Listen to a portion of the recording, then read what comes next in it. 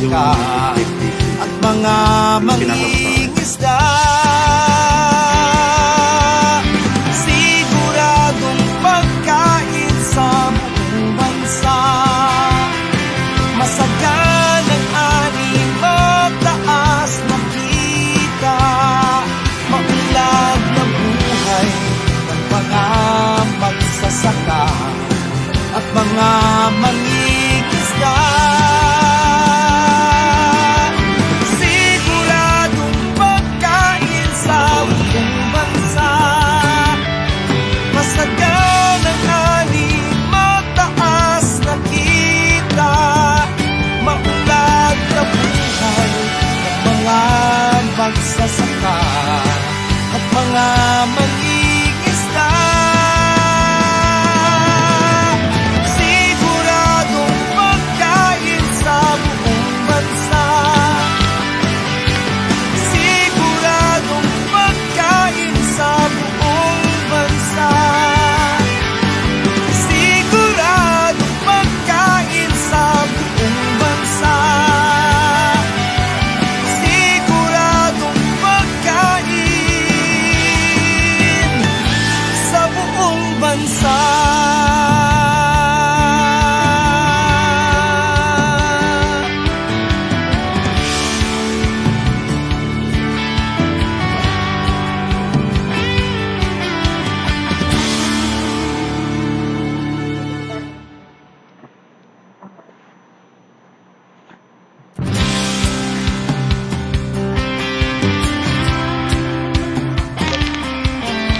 Kwento ng bagong pananaw sa produksyon, malakas ang kooperasyon. Patuwang ng mga magsasaka, pamahalaan at pribadong sektor. Dadagdagan ang kaalaman sa kabuhayan, sa negosyo pahuhusayin ang kakayahan. Angkop at bagong teknolohiya, subsidyo, patubig at infrastruktura. Siguradong pagkain sa buong bansa, masaganang ani, mataas na kita, maunlad na buhay ng mga magsasaka at mga mangingisda. Siguradong pagkain sa buong bansa, masaganang ani, mataas na kita, maunlad na buhay ng mga magsasaka, mga mangingisda. Siguradong pagkain sa buong bansa, masaganang ani, mataas na kita, maunlad na buhay ng mga magsasaka at mga mangingisda. Siguradong pagkain sa buong bansa, siguradong pagkain sa buong bansa, siguradong pagkain sa buong bansa, siguradong pagkain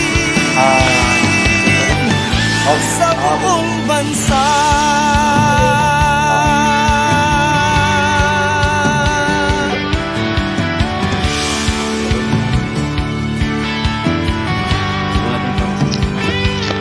Tanggalin natin ito. Kasi ito nito, depende sa internet.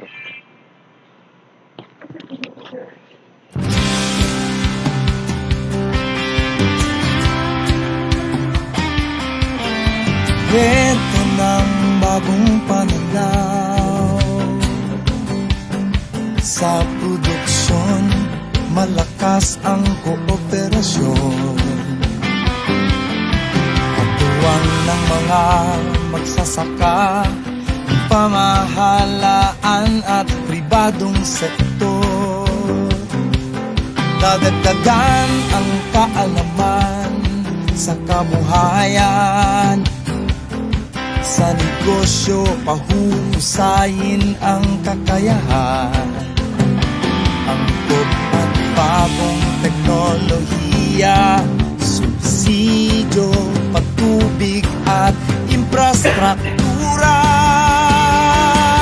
Siguradong pagkain sa buong bansa, masaganang ani, mataas na kita, maunlad na buhay ng mga magsasaka at mga mangingisda. Siguradong pagkain sa buong bansa, masaganang ani, mataas na kita, maunlad na buhay ng mga magsasaka at mga mangingisda. Siguradong pagkain sa buong bansa, masaganang ani, mataas na kita, maunlad na buhay ng mga magsasaka at mga mangingisda. Siguradong pagkain sa buong bansa, siguradong pagkain sa buong bansa, siguradong pagkain sa buong bansa, siguradong pagkain sa buong bansa.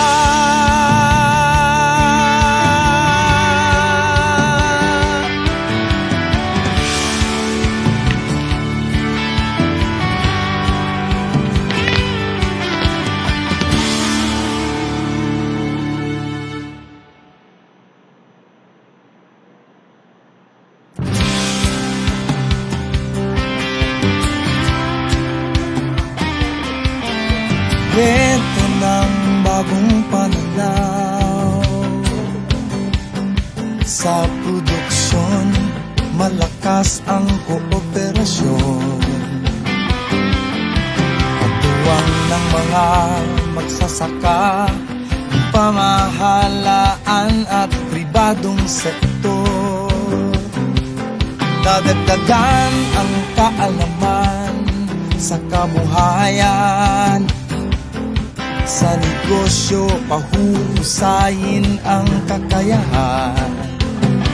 Angkop at bagong teknolohiya, subsidyo, patubig at infrastruktura. Siguradong pagkain sa buong bansa, masaganang ani, mataas na kita, maunlad na buhay ng mga magsasaka at mga mangingisda. Good afternoon, everyone. As early as now, may I please remind you to please mute your microphones to avoid distractions.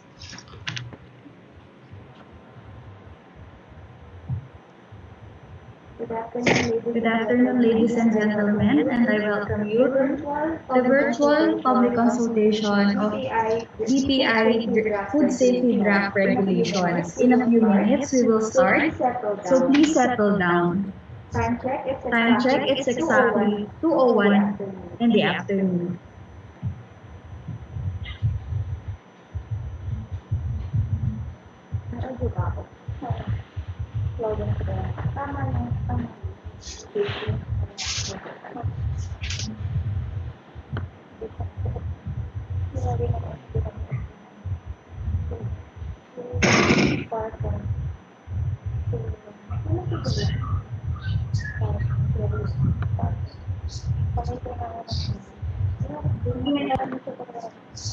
Hindi ko pwedeng i-off.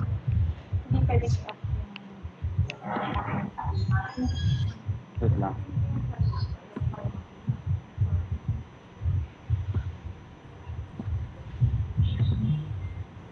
Yan nakabit ulit. On ka na lang ulit ng mic mo. On ka na lang ulit ng mic mo. I-off muna sila lahat. Blame ko, ba't di ko nagpapalit? Ah, okay.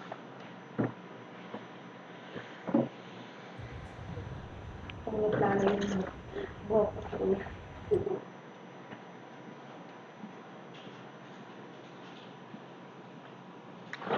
Sorry ma'am, nag-e-echo po yung audio mo. We can hardly understand. Hindi naman, madali lang. Madali lang ako. Siguro ilapit mo na lang ng malakay.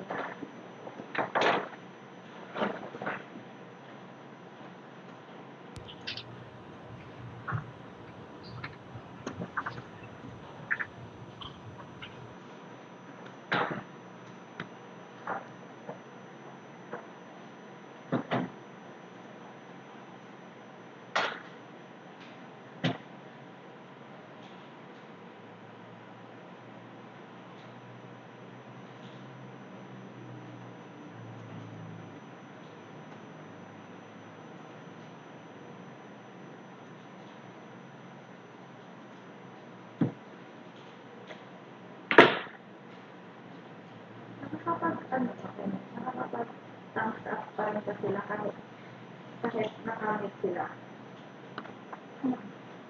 Alam ko yan. Gawa ng audio test. Magaan ako.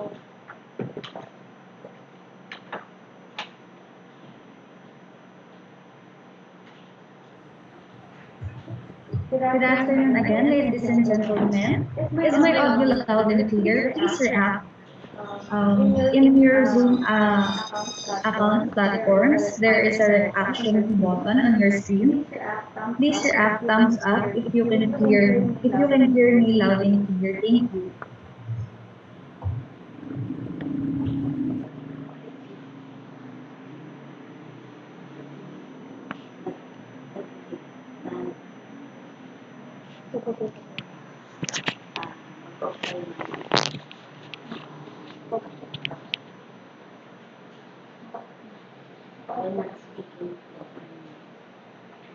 Nag-echo nga sila.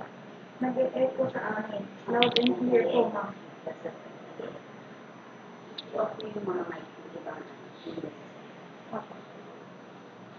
Yung iba naman loud and clear. Loud and clear, ma'am. Loud and clear po.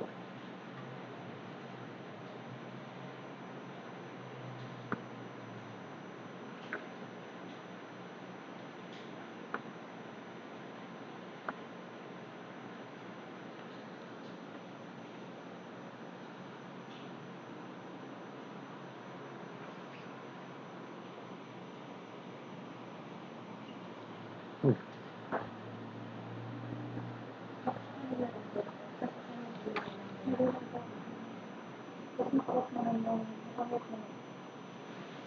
dito sana nag-feedback.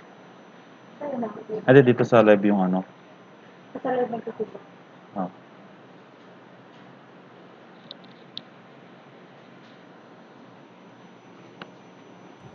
I received your messages regarding the audio. Thank you everyone for your responses. And for everyone's information, we are live at Bureau of Plant Industries Facebook page.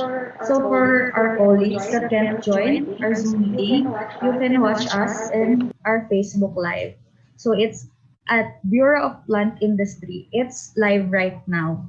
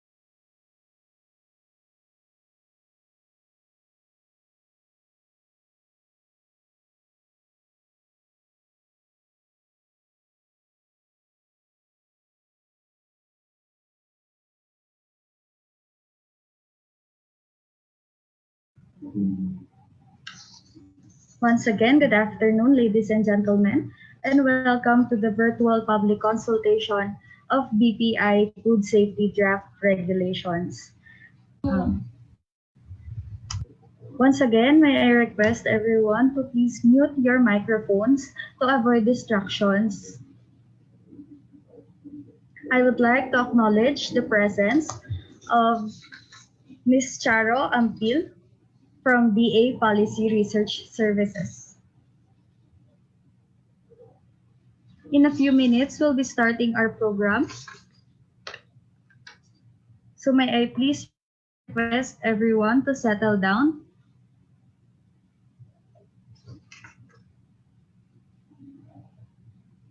Once again, our virtual public consultation is going live at BPI's Facebook page. It's at Bureau of Plant Industry. For our colleagues that can't join our Zoom meeting, please log on into your Facebook accounts and watch the live screening of this public consultation in our FB page.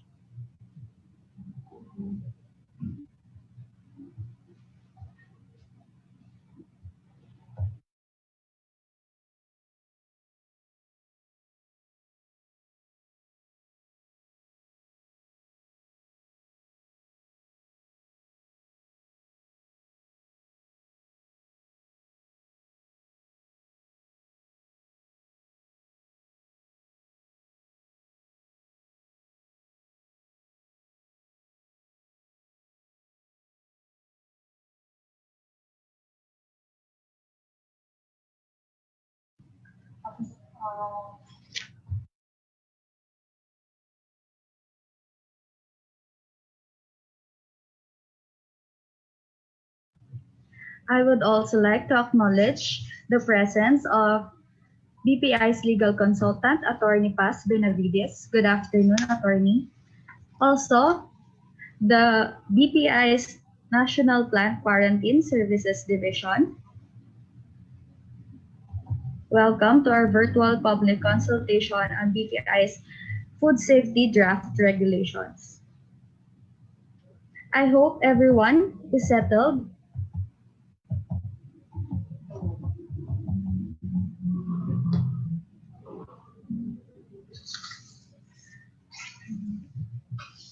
So to signal the start of our program, we will begin with the prayer and the national anthem.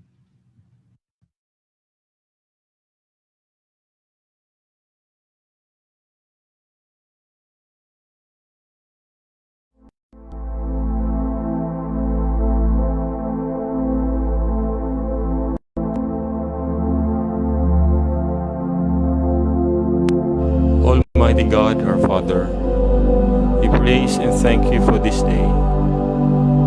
You have given us another opportunity to appreciate life and to fulfill our mission as your instruments of peace and progress. Please pardon us for our shortcomings. Help us to amend our impieties. May we learn to pattern our lives through your Son's example. Father, bless our endeavors, especially today's meeting. Guide us in our discussions. Enlighten our minds in every decision that we make. Give us your courage and grace that we may effectively do our part as public servants. Bless our plans, programs, and projects so that we may achieve our objectives for your greater glory. All this we ask in Jesus' name. Amen.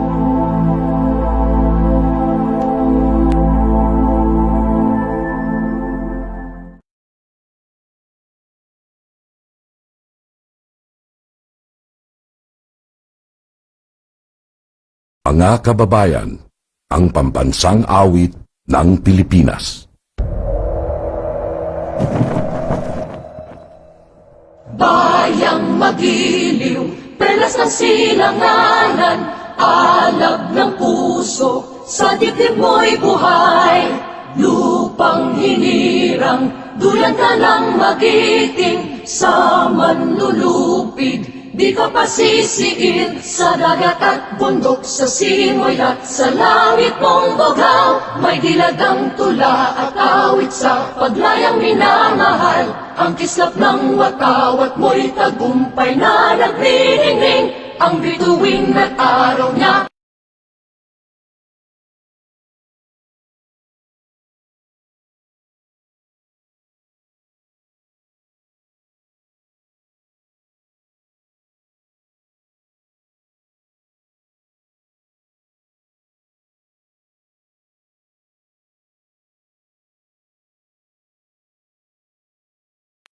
Mga kababayan, ang pambansang awit ng Pilipinas.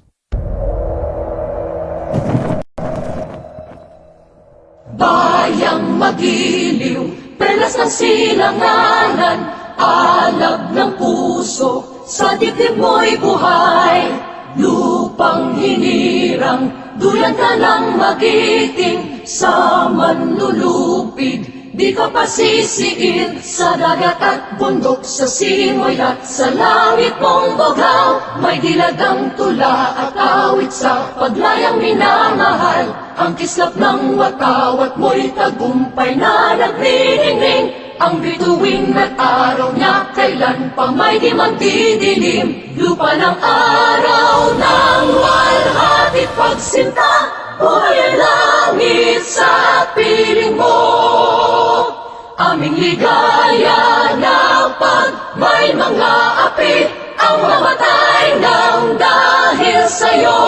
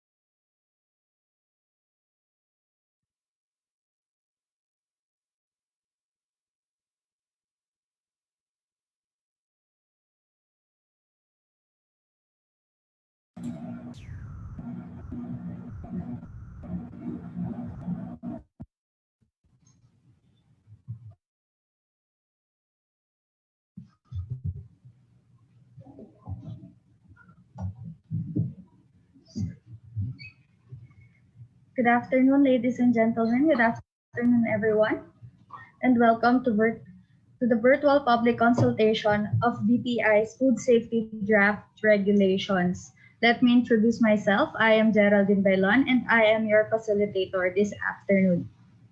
To formally welcome us with today's virtual public consultation, may I call on the Division Chief of Plant Product Safety Services Division of Bureau of Plant Industry, Ms. Maria Esperanza Uy.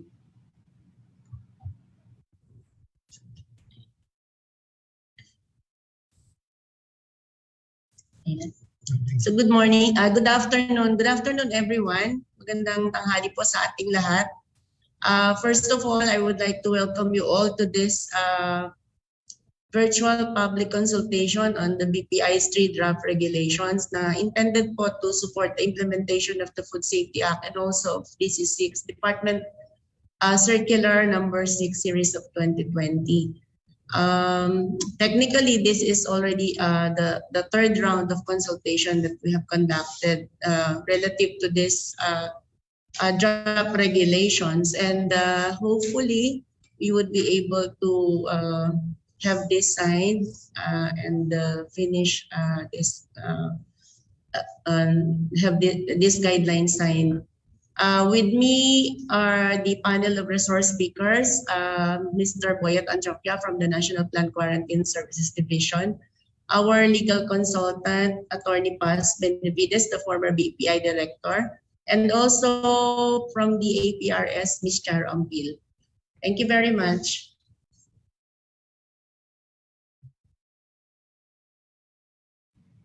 Thank you very much, Ms. Uy, for your welcoming remarks. As she have mentioned, our panelist of resource persons includes Mr. Joselito Anchoquia from BPI National Plant Quarantine Services Division, Attorney Paz Benavides, the legal consultant, and Ms. Sharo Ampil from DA Policy Research Services. Please give me a minute to share my screen.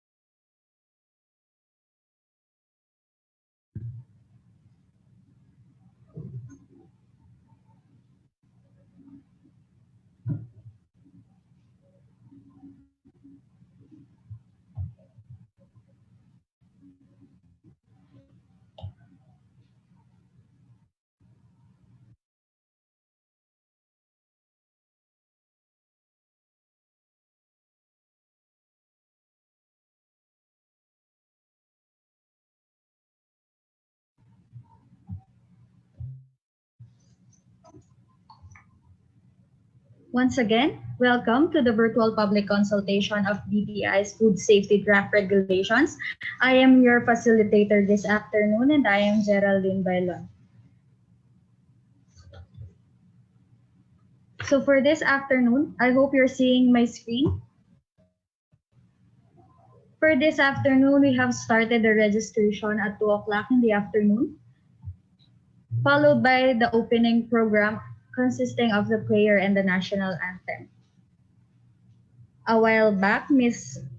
Maria Esperanza Uy, the Division Chief of BPI's Plant Product Safety Services Division, welcomed us with her opening remarks. And right now, yours truly is presenting some house rules and reminders.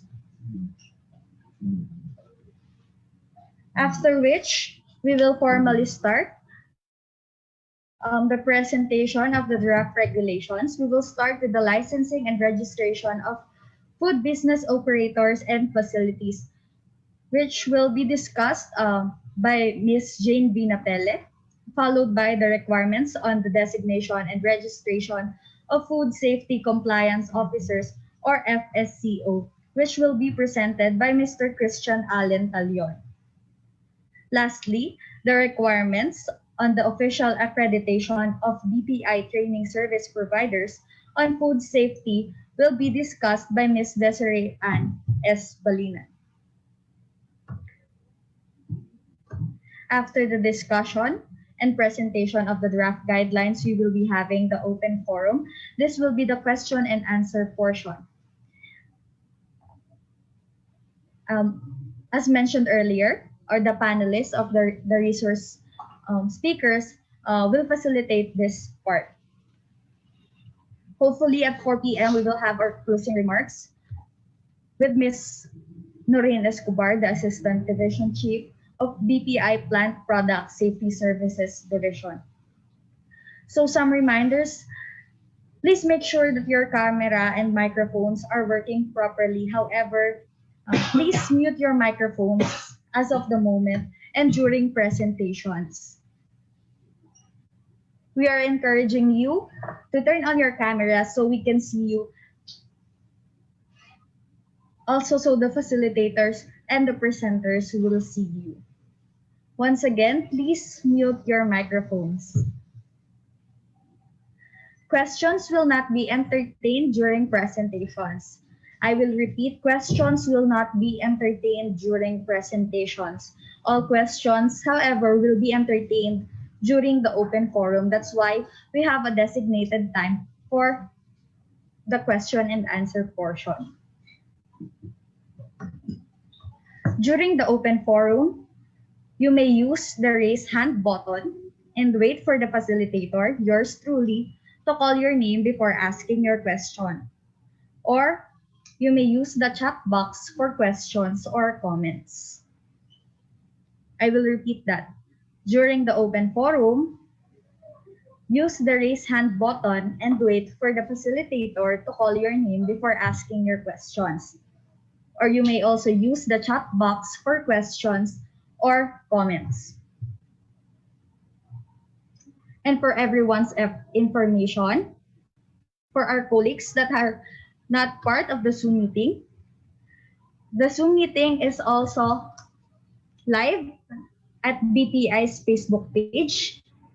You may access it through Bureau of Plant Industries Facebook page. So we are live right now. So for those colleagues that cannot enter the Zoom meeting, you may watch this live in Facebook. I hope that the reminders and the house rules are clear with everyone.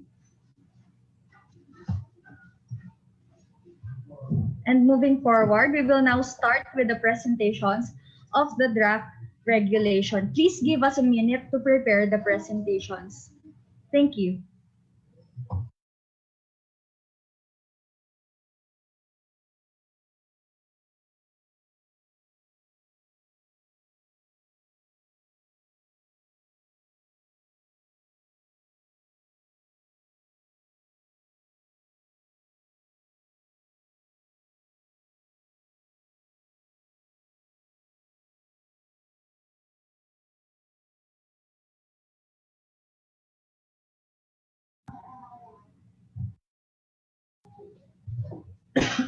To present the first draft regulation, the regulation on the licensing and registration of food business operators and facilities, may I call on Miss Jane Bina C. Pele, Agriculturist 2 of the Bureau of Plant Industry Plant Product Safety Services Division.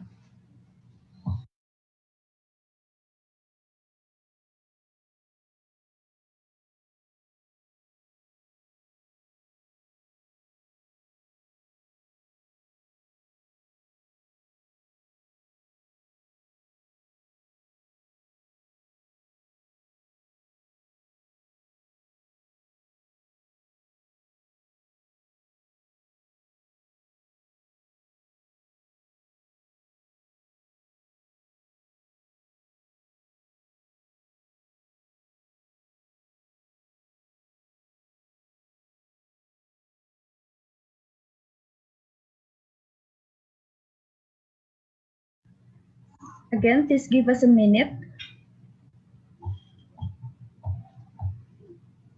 for us to fix and to share our screen.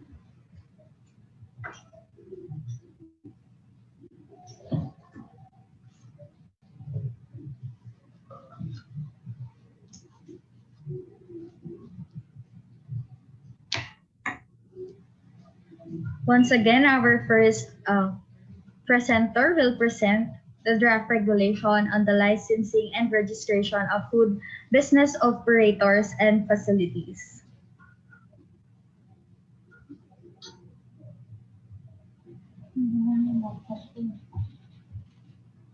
While waiting, once again, I acknowledge the presence of PPSSD's Division Chief, Ms. Epel, Ms. Esperanza Uy, Mr. Joselito L. Antioquia of BPI National Plant Quarantine Services Division, Attorney Paz Benavides, BPI's legal consultant, and Ms. Charo Ampil from DA Policy Research Services.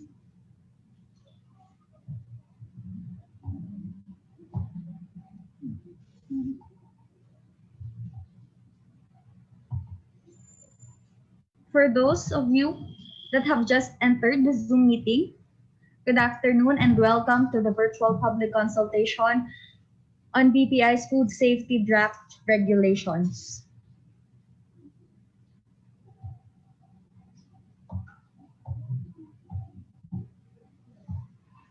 Please keep your microphones muted and your cameras on.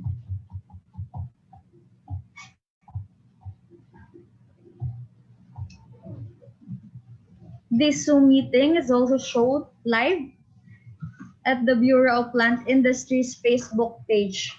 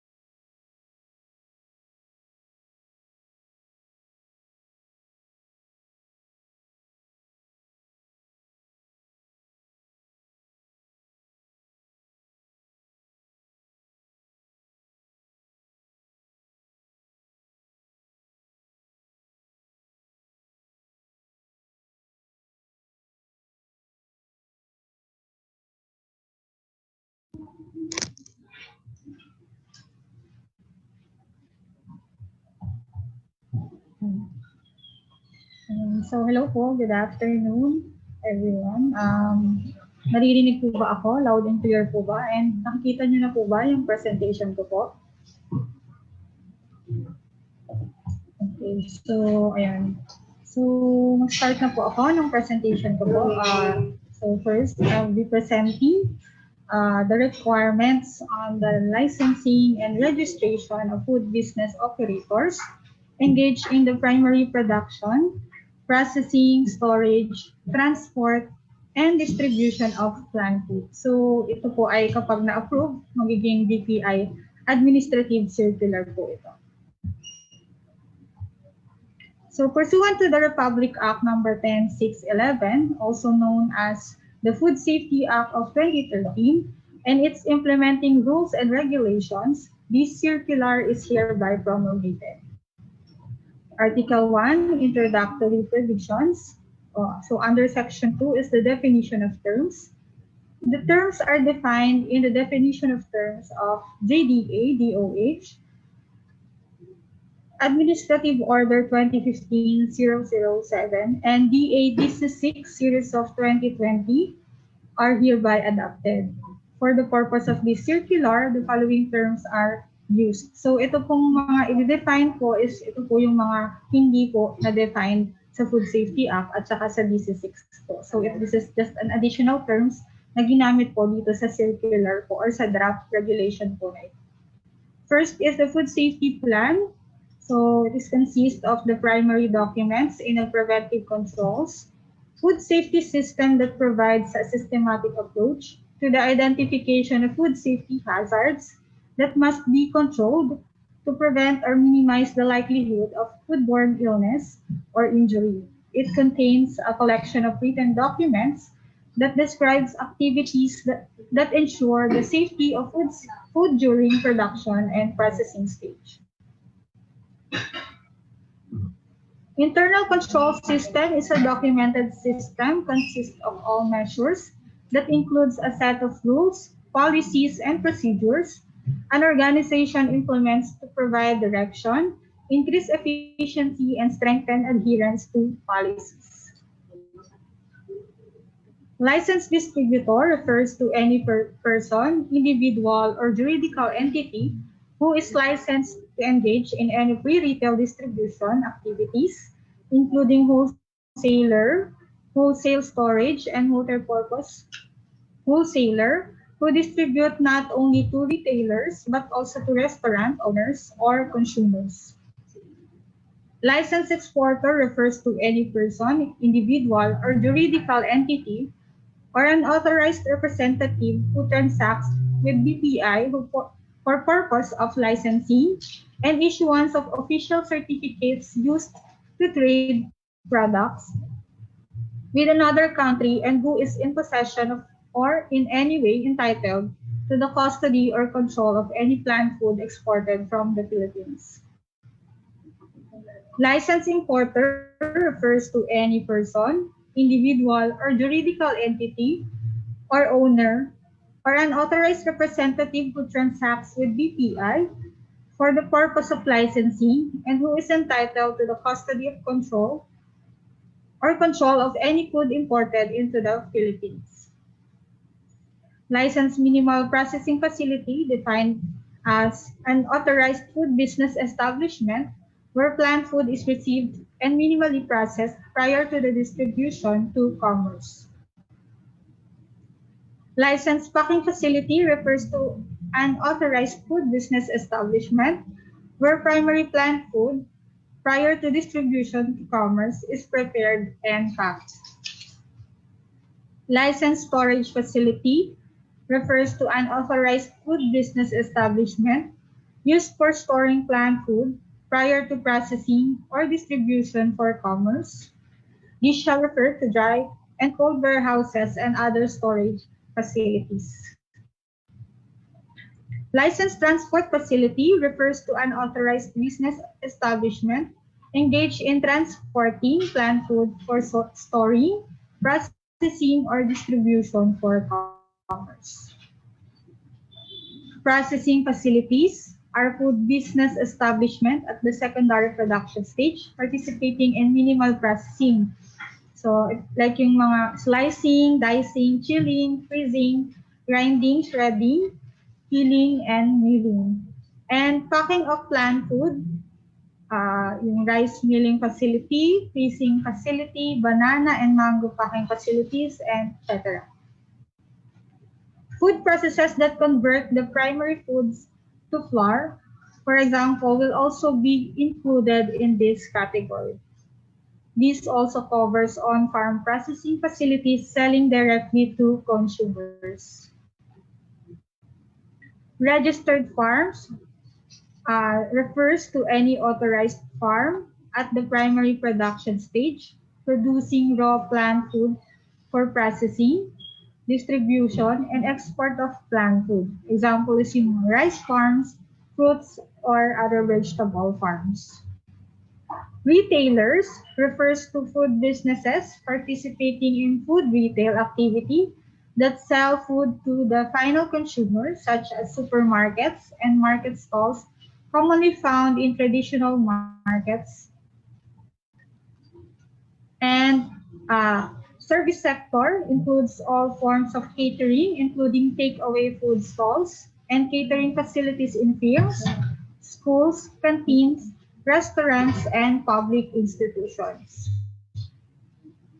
Under Section 3, so the scope of this circular shall cover the licensing and registration of food business operators and facilities engaged or used in the primary production, processing, storage, transport, and distribution of plant food.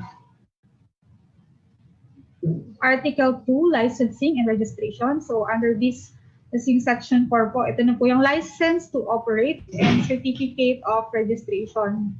So as stated po, no FBOs shall be allowed to operate or to engage in any activity in the primary production, processing, storage, transport, or distribution of plant food for local or international market consumption unless an LTO or COR has been secured from the BPI.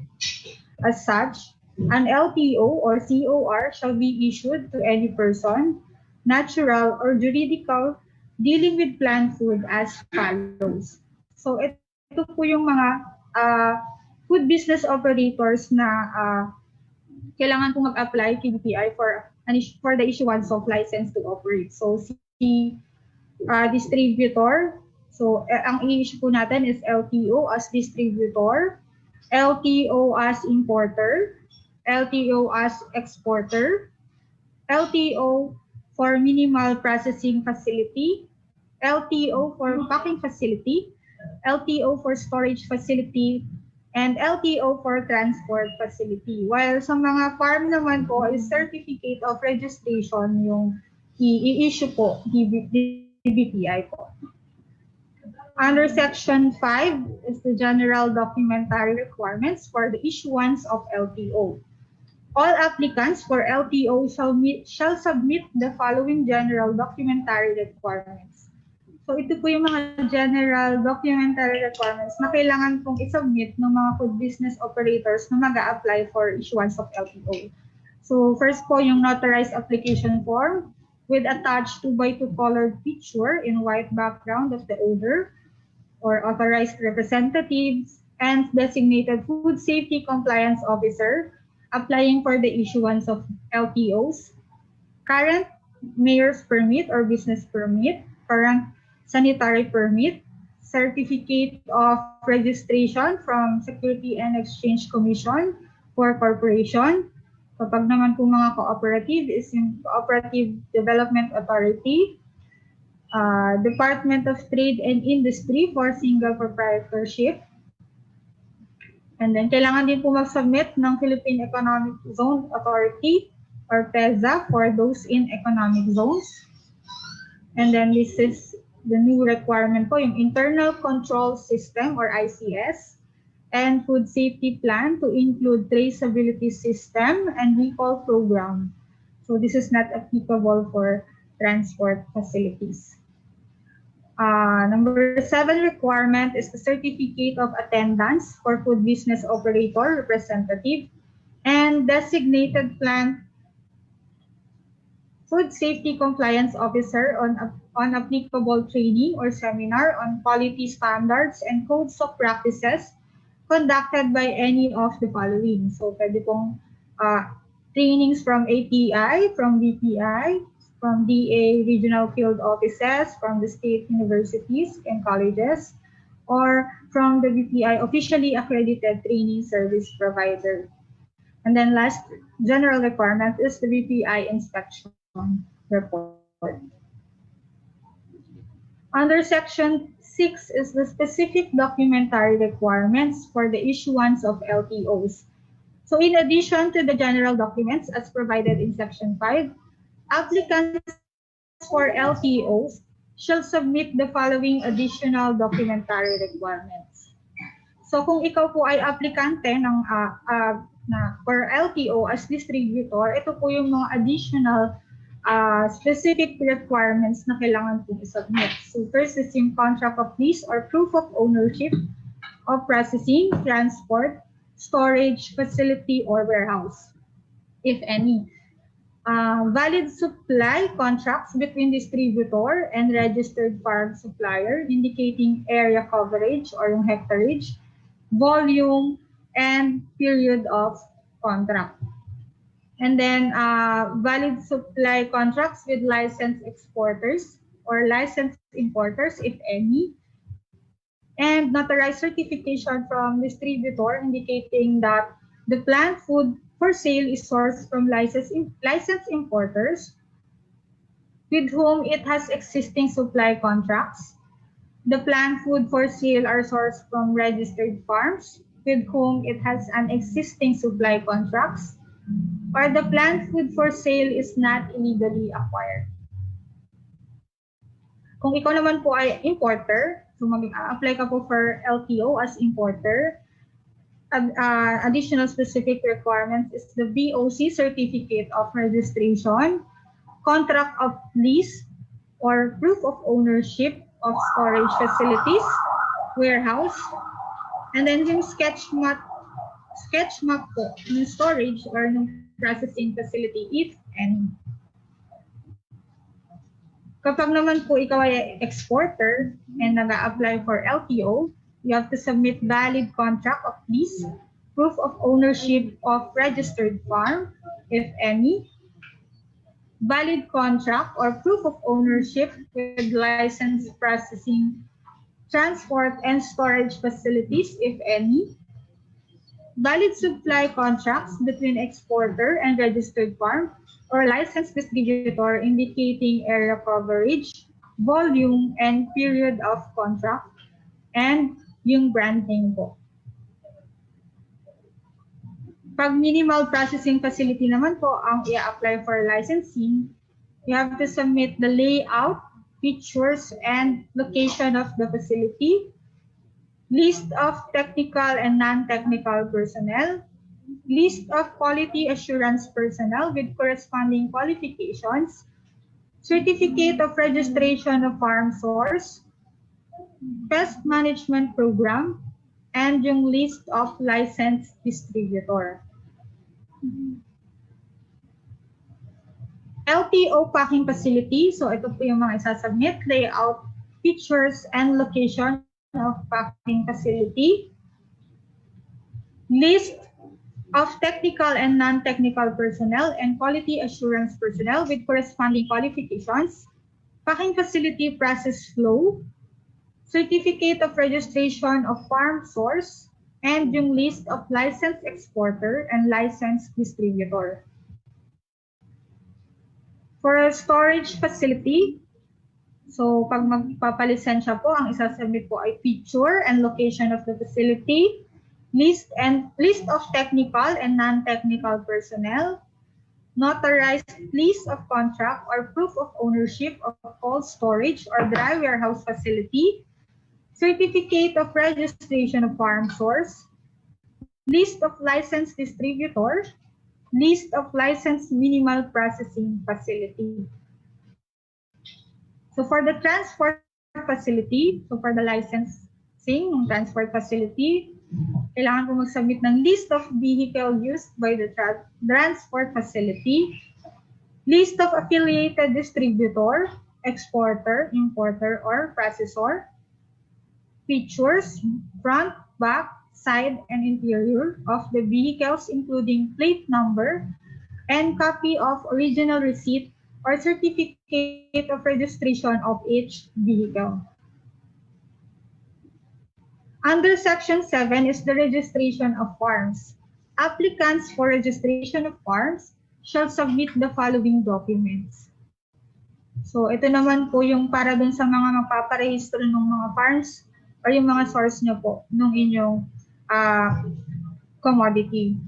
So number 1 is yung notarized application form with attached 2x2 colored picture of the owner, authorized representative, and or designated food safety compliance officer in white background, copy of any government issued identification card, information on their production area, example yung mga proof of ownership, valid claim of possession, or any agreement which allows the applicant to use the property, location plan, land area of production site, estimated volume of production, and yung mga quality standards accreditation like yung mga PhilGAP, kung halimbawa po yung farm is PhilGAP certified or Global GAP certified, yung mga quality standard, yung mga certificate po nun is pwede rin pong isubmit.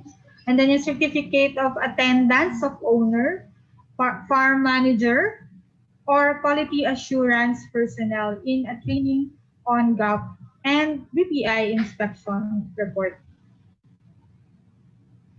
Under Section 8 is the food safety requirements for retailers and food service sector. Pursuant to Section 15 of the Food Safety Act and Rule 15C.1 of its IRR, the local government units, guided by the national regulations, shall be responsible for the implementation of food safety requirements in food businesses such as wet markets, supermarkets, school canteens, restaurants, catering establishments, water refilling stations, including street food sale, and ambulant vendors.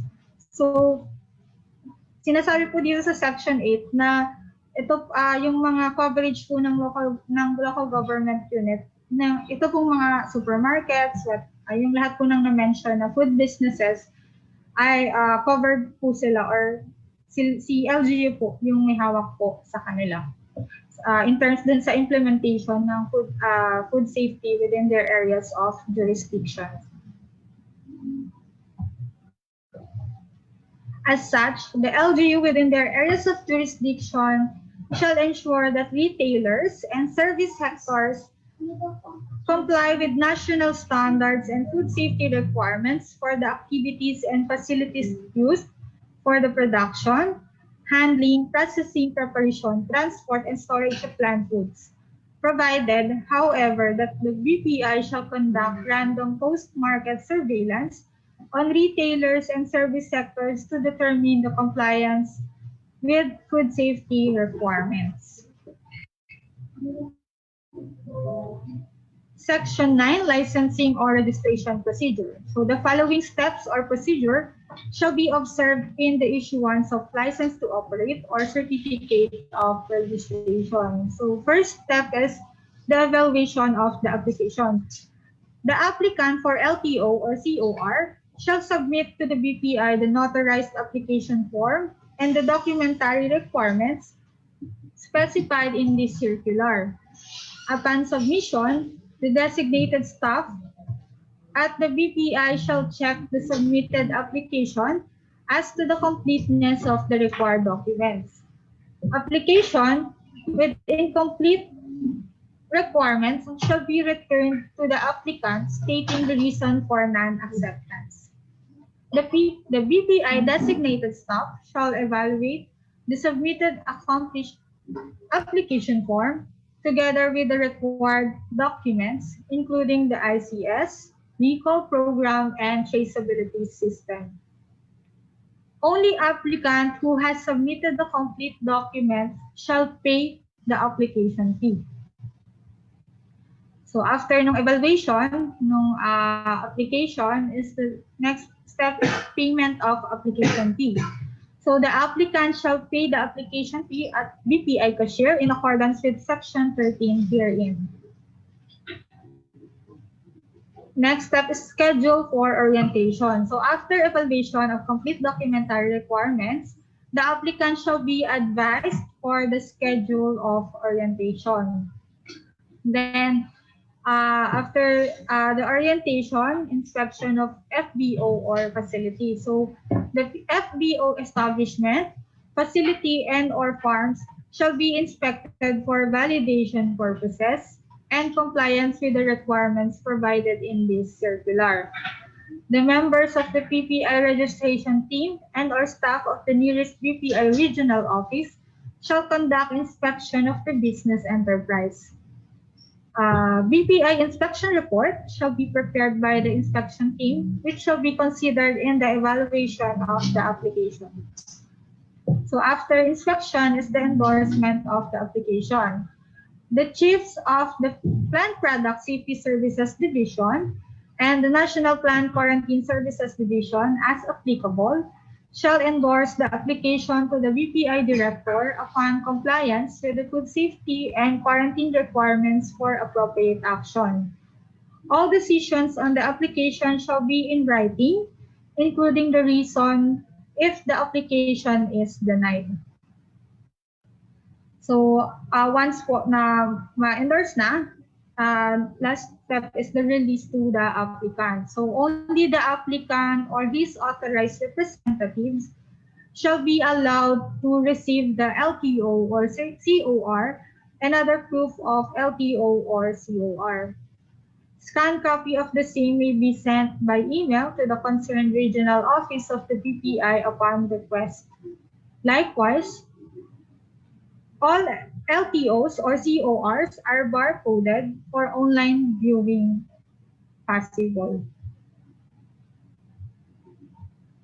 Under Section 10 is the requirement of food safety orientation for renewal of certificate of registration of BPI accredited exporter, trader, growers, or packing facility.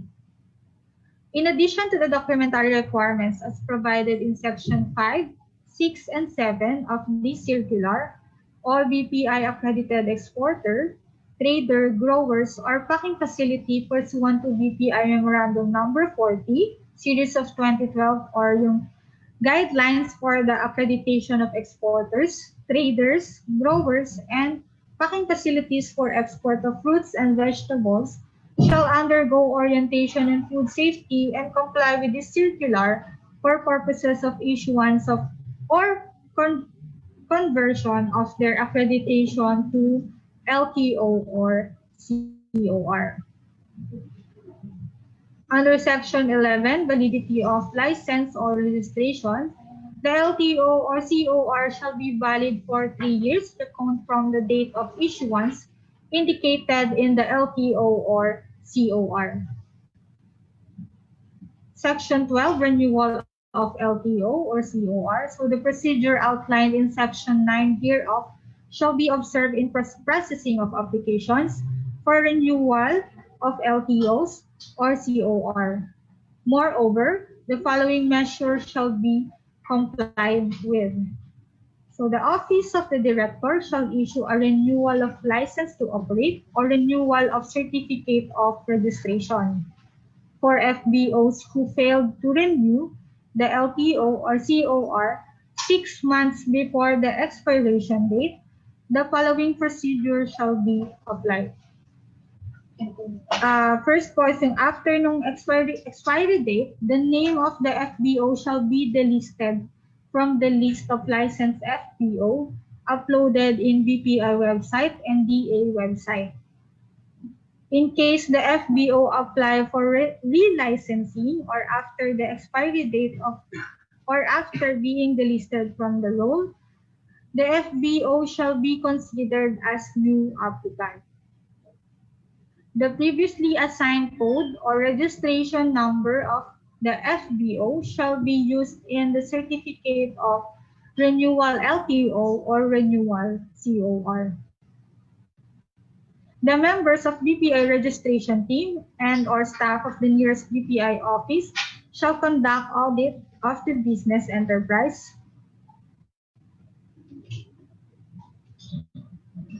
Under Article 3, Schedule of Fees, Section 13, Collection of Fees. Pursuant to Section 13 of the Food Safety Act, the following regulatory fees shall be collected.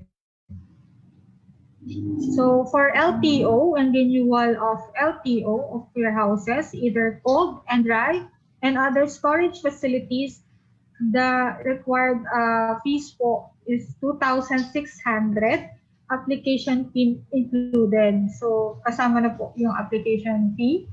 And then for LTO, renewal of LTO, for transport facilities, 2,500 application fee included. So for every vehicle used in transporting plant food, the following rates shall apply. So kapag po 4 to 6 wheeled vehicle, 220 pesos yung required fee.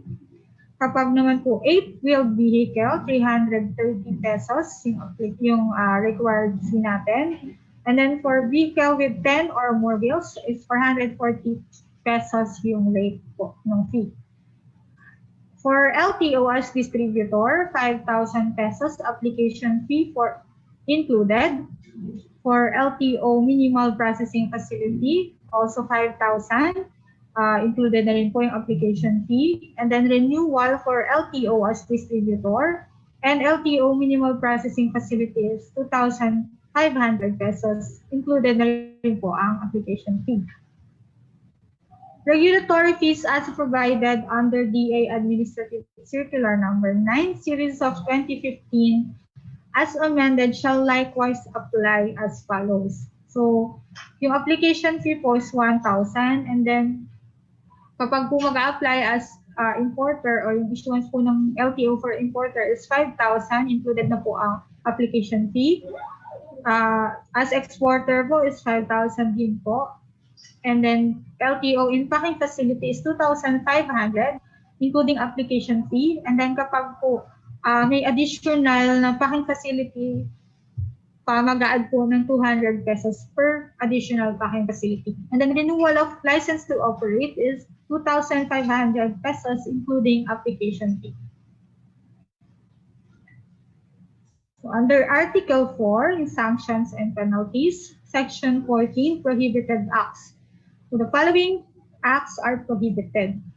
Letter A is the failure to ensure implementation of the internal control system to address issues on plant food safety, failure to ensure compliance to applicable food safety standards and codes of practices, breakage of any seal or alteration of any markings made by the food safety officer without permission, failure to comply with corrective measures notices issued by BPI in accordance to Section 15, and failure to designate and or register an food safety compliance officer.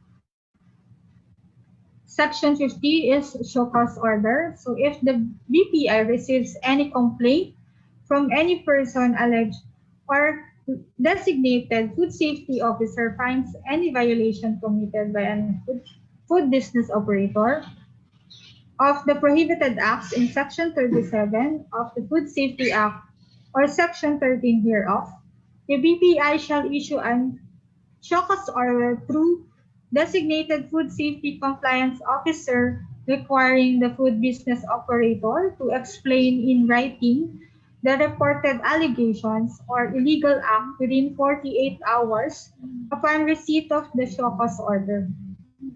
Failure to comply with the SCO or an unsatisfactory response submitted, the BPI shall order the suspension of the license to operate or certificate of registration. So the suspension shall be lifted after the food business operator, upon validation by food safety officer, has complied with the corrective measures notices issued by BPI that specifies the measures that the food business operator must do in order to remedy the failure as mentioned in the SEO, and requires the food business operator to implement those measures or any equivalent measures within the time period prescribed in the notice. Under Section 50 is the sanctions for non-compliance to food safety requirements to the FBO based on the result of the investigation. So the NBPI shall impose the following sanctions for non-compliance to food safety requirements based on the result of the investigation conducted by the BPI pursuant to Section 15 hereof. First offense, warning with the obligation to undertake corrective measures within the period prescribed by BPI. Failure to undertake corrective measures within the prescribed period shall be ground for suspension or registration or license of the establishment. Second offense, suspension of LTO or COR until such time that the corrective measures have been implemented within the period prescribed by BPI. Failure to undertake corrective measures within the prescribed period shall be a ground for revocation of license or registration. Third offense is the revocation of registration or license of the establishment and blacklisting. So under Section 17 is the revocation of LTO or COR of FBOs. The LTO or COR of FBOs may be revoked for any of the following grounds. The plant product or commodity has been proven to be the cause of illness or death based on a thorough investigation. Refusal to implement recall program and withdrawal procedures. committing repeated violations or non-compliances resulting in 3 consecutive suspensions, refusal to allow the inspection of the food business facility or any documents related to transport of plant food, refusal to submit the plant food for inspection, testing, or sampling, and other analogous circumstances. Under Section 18, effects of revocation of license or registration. The order of revocation issued against an FBO shall have the following effect. First, if the FBO is blacklisted and included in the list of blacklisted FBOs, then the blacklisted FBO shall not be qualified to reapply for an LTO or COR. The list of all blacklisted FBOs, including those with expired LTOs or COR, shall be published and uploaded at the DA and BPI website. Under Section 19 is the provision for right to appeal. Any person aggrieved by an action or decision of the BPI Director under this circular may appeal to the Secretary within 15 days from receipt of the decision. And then Article 5 is the final provision. Section 20, transitory provisions. All FBOs shall be required to apply for the issuance of LTO or COR within 1 year from effectivity of this circular, provided that for the BPI accredited or BPI registered importers and exporters prior to the effectivity of the DA Department Circular Number 6, Series of 2020, their registration or accreditation shall be recognized, and the application for LTO as importer or exporter shall be filed within 6 months prior to the expiration of their accreditation or registration. So yung mga FBOs po, meron po silang 1 year na kailangan po nilang mag-apply for issuance ng LTO within 1 year from the effectivity nito. Pero yung mga existing na po natin na or accredited or registered natin ng mga importer and exporter prior din nga po sa effectivity ng DC6, kailangan po nilang apply within or mag-file ng application within 6 months prior din sa application, but still recognize naman po yung kanilang registration or accreditation. Section 21, repealing clause. All other department orders, memorandum circulars, rules, and regulations inconsistent with the provisions of these guidelines and policies are hereby repealed, amended, or modified accordingly. Section 22, separability clause. If any provision of this circular is declared invalid or unconstitutional, the other provisions not affected thereby shall remain in full force and effect.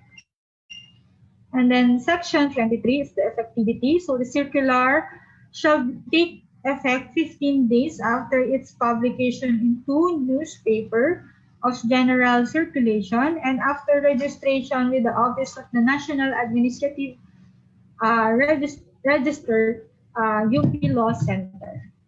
So this will be signed by our director, George Michaelescu. Thank you.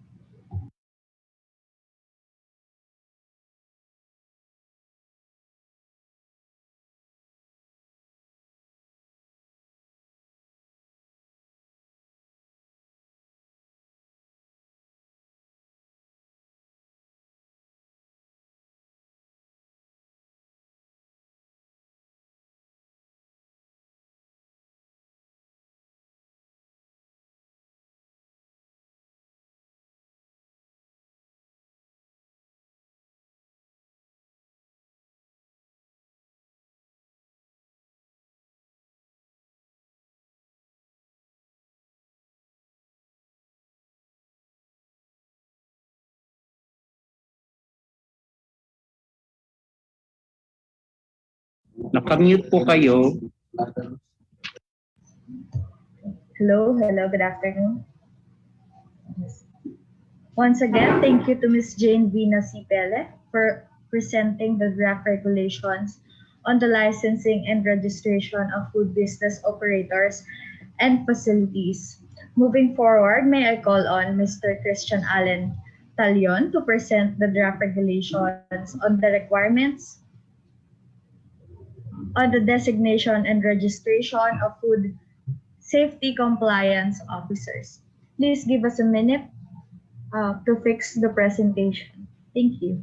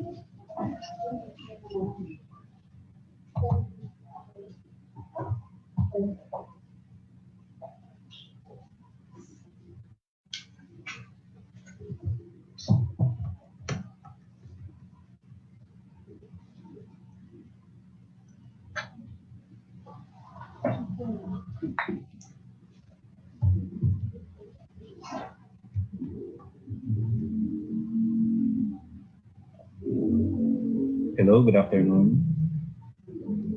So this is the BPI Administrative Circular titled Requirements for Designation and Registration of Food Safety Compliance Officer.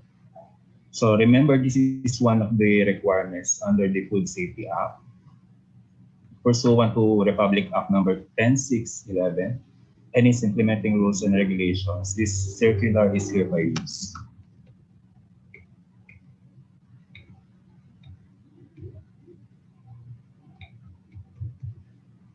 For Article 1, the introductory provisions, the objective of the circular is to put in place the requirements for the designation and registration of a food safety compliance officer who is engaged in plant food primary production, minimal processing, packing, and or distribution businesses.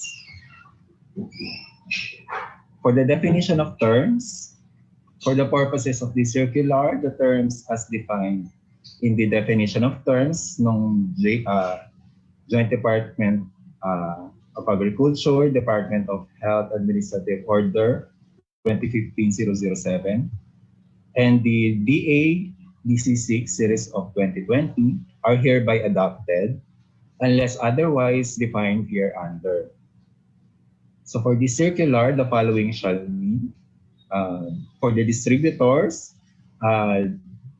this refers to food businesses that include pre-retail distribution activities, including wholesaler, wholesale storage, and multipurpose wholesalers who distribute not only to retailers but also to restaurant owners or consumers.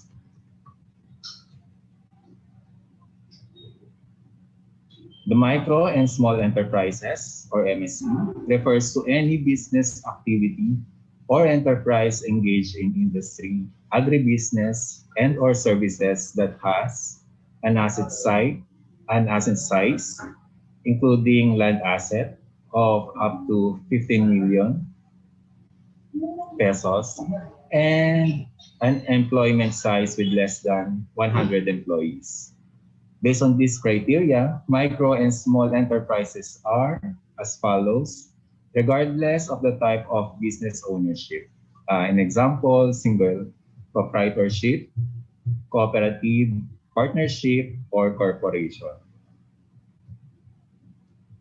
So for micro, up to 3 million pesos, 1 to 9 employees.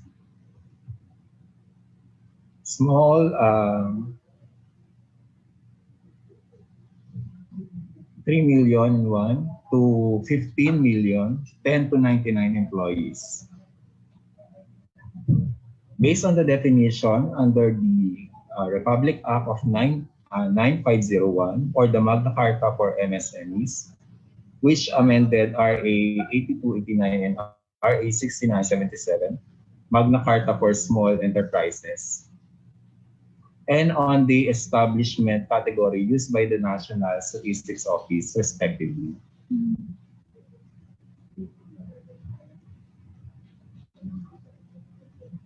Non-compliant plant food refers to plant food which was produced, handled, minimally processed for sale, packed for sale, ordered for sale, distributed in commerce, or imported into the Philippines under any of the following conditions: has in or upon it any poisonous or harmful substance, has in or upon it an acceptable level of contaminants, is injurious to human health, is unfit for human consumption, and is adulterated, misbranded, or falsely advertised.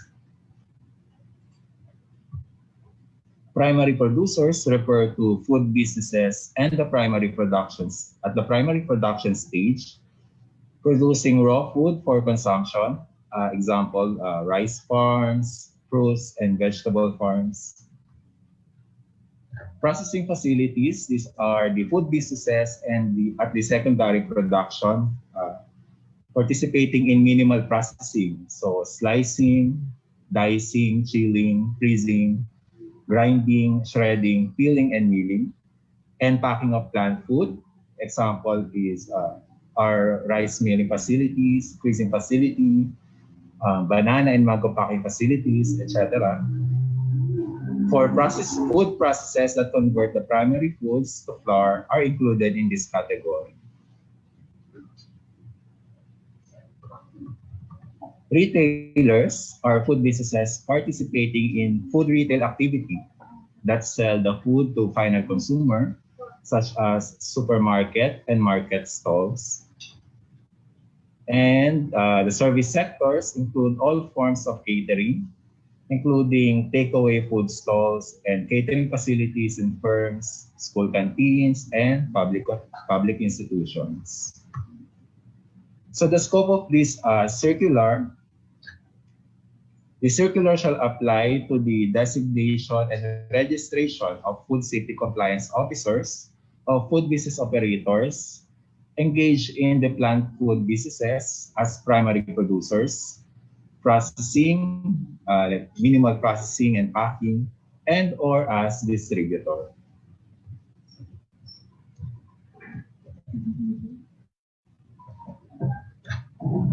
Not included here for non-coverage, the FBOs engaged in the plant food business as retailers and service sectors are not covered under this circular pursuant to Section 15 of the Food Safety Act and Rule 15C.1 of its IRR. The mandate lies within the local government units, which has the responsibility guided by the national regulations for the implementation of food safety requirements in food businesses such as wet markets, supermarkets,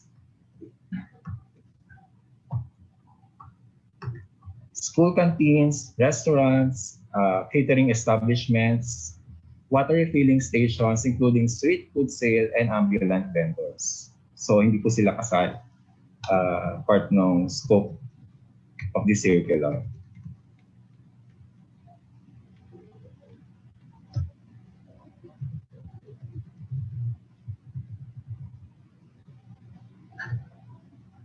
For the designation of Food Safety Compliance Officer,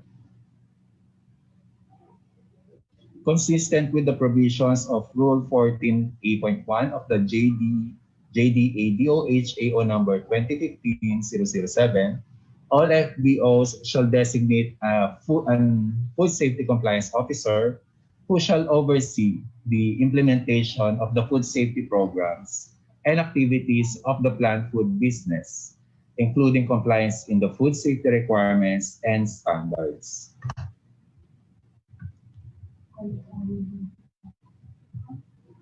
Qualifications for designation as FSCO. So in addition to the requirements provided in the JDA DOHAO number 2015-007, applicants for designation as FSCO must have passed the BPI prescribed training course for FSCO conducted by the Bureau of Plant Industry or its accredited training service provider. So again, this is in addition to the requirements provided in the IRR of food safety.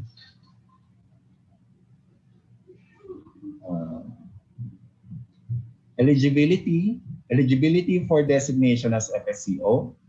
So preferably, the FSCO is a graduate of food-related courses, including but not limited to agriculture, food technology, chemistry, and chemical or industrial or sanitary engineering.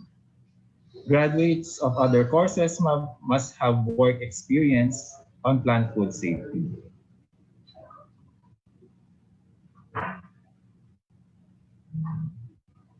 For micro and small enterprises, the owner may serve as FSCO or a consultant FSCO, may be employed on a part-time or full-time basis, provided that if the owner of the enterprise is not a graduate of food-related course or has no experience on the plant food safety, she or he must have attended the BPI prescribed training course to qualify as FSCO.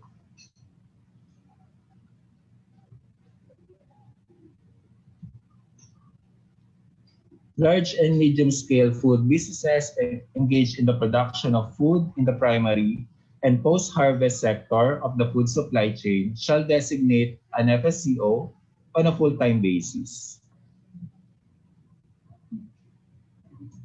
So the duties and responsibilities of an FBO designated Food Safety Compliance Officer.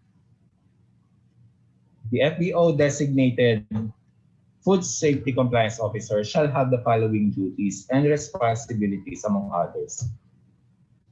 So, number one is prepare the food safety plan, supervise the implementation of the internal control system and food safety plan to include traceability system, recall program, and withdrawal of non-compliant plant food.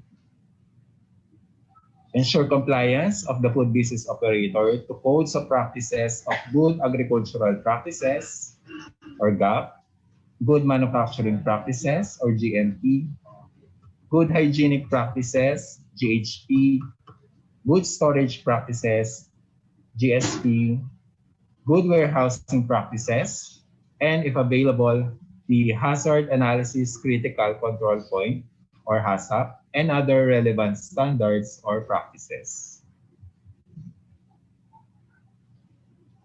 Another duties and responsibilities is to monitor activities of the food business operator in ensuring their compliance with food safety law, rules and regulations, and standards. And also submit to the BPI, Plant Product Safety Services Division, the internal control system and food safety plan. And if there is any, the HACCP plan 30 days before the scheduled inspection of food business operator or facilities. Promptly submit monitoring reports and internal audit reports, the time required by the BPI. The FSCO may also act as liaison officer of the food business operator to the BPI, attend meetings, seminars for FSCOs or FEOs, which may from time to time be required and conducted by the BPI, and facilitate compliance of the concerned FBO with the requirements that may be prescribed by the Bureau of Plant Industry.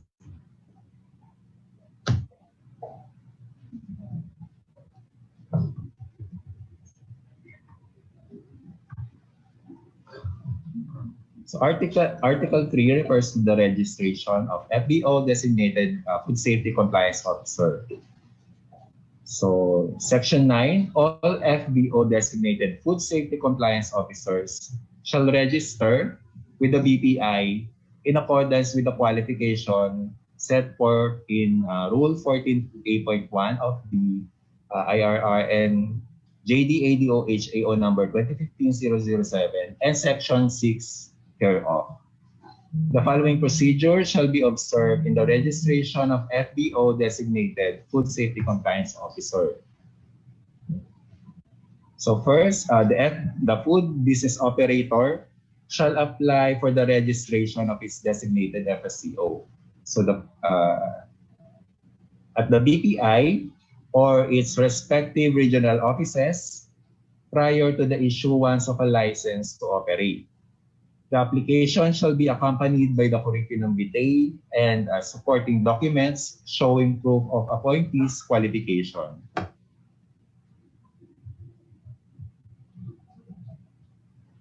The BPI director shall act on the application within 3 working days from receipt of the application.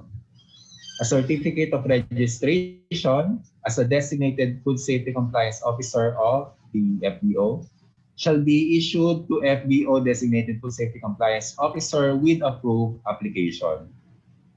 For these approved applications, the BPI shall officially inform the applicant for the reasons and direct the same to submit the deficiencies, if any, and or require the concerned FBO to appoint another Food Safety Compliance Officer. And the BPI shall be the main repository of registration records and shall develop an database for the Food Safety Compliance Officers to be posted on the BPI website.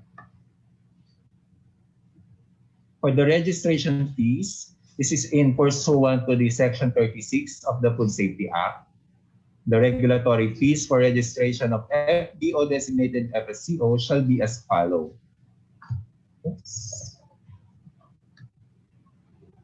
So the registration of FBO designated FSCO is 1,000 pesos. Section 11, the annual proof of FBO designated FSCO. It is incumbent upon the FBO to provide the BPI with annual certification or upon demand that his or her designated Food Safety Compliance Officer is still the FBO's duly designated FSCO.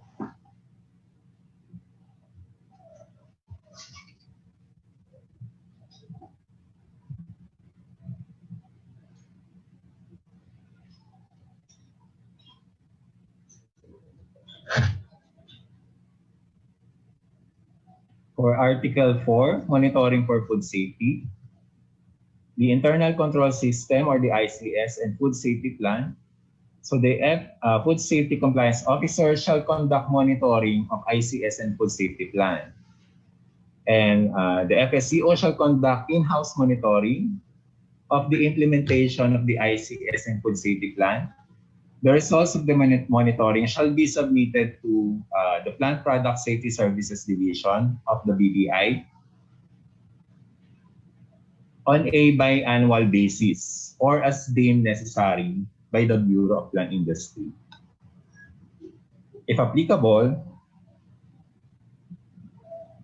the FSCO shall conduct periodic monitoring to produce for the presence of pesticide residues and or contaminants to be submitted to in-house laboratories, BPI laboratories or BPI accredited laboratories. Results shall be submitted to BPI as part of the in-house monitoring conducted.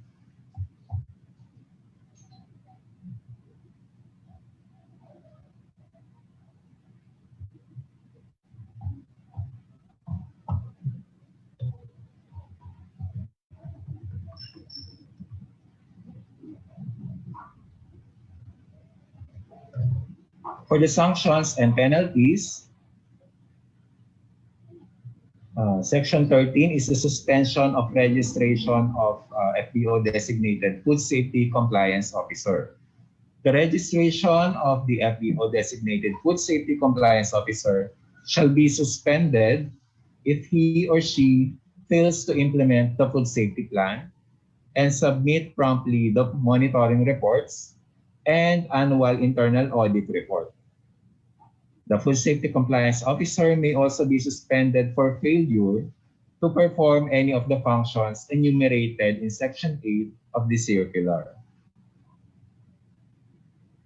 Revocation of the registration of Food Safety Compliance Officer. So the registration of the Food Safety Compliance Officer shall be revoked if he or she poses as a Food Safety Officer or FSO.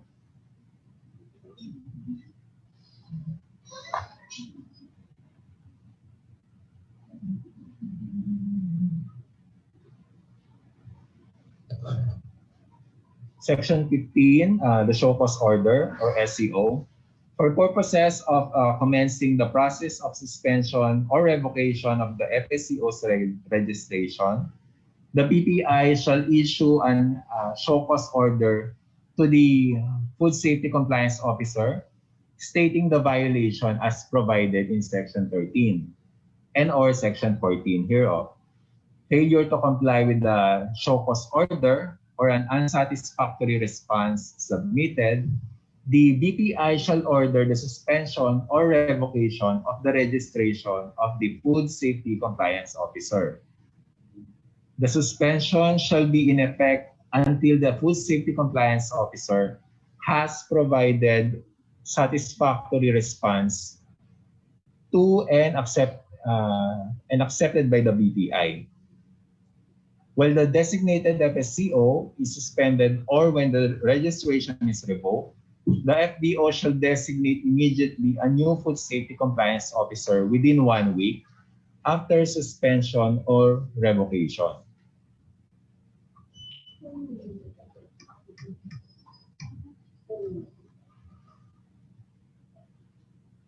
The order of revocation issued against FSCO shall have the following effects.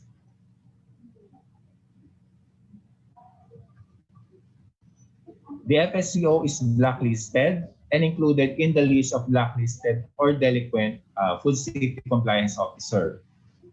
The declared blacklisted Food Safety Compliance Officer shall not be qualified to reapply for designation and registration. The list of all blacklisted Food Safety Compliance Officer, including those with expired registration, shall be published and uploaded at the DA and Bureau or agency website. But they also have the right to appeal. Any person aggrieved by an action or decision of the BPI Director under this circular may appeal to the Secretary of DA within 15 days from the receipt of the decision.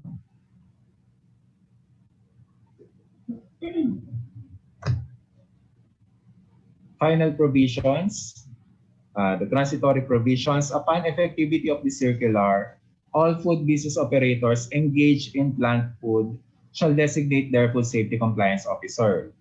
All FBOs are given 6 months to register with BPI their respective Food Safety Compliance Officer. So 6 months.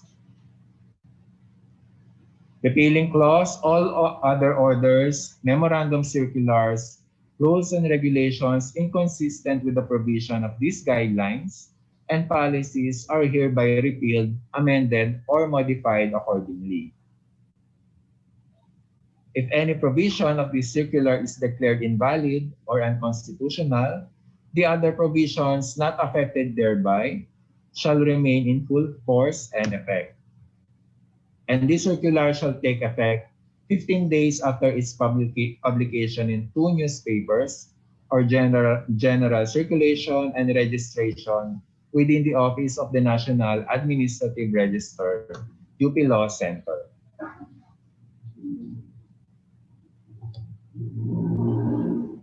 So this will be signed by our director, BPI director. So,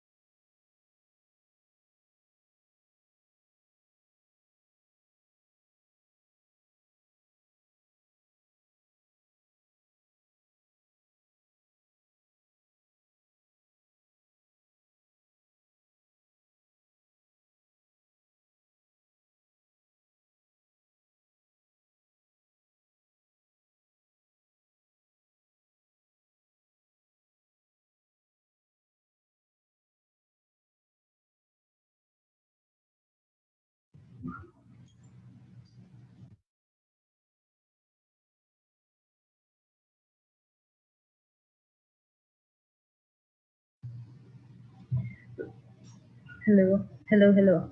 That was Mr. Christian Allen Talion presenting the draft regulation on the requirements on the designation and registration for food safety compliance officers.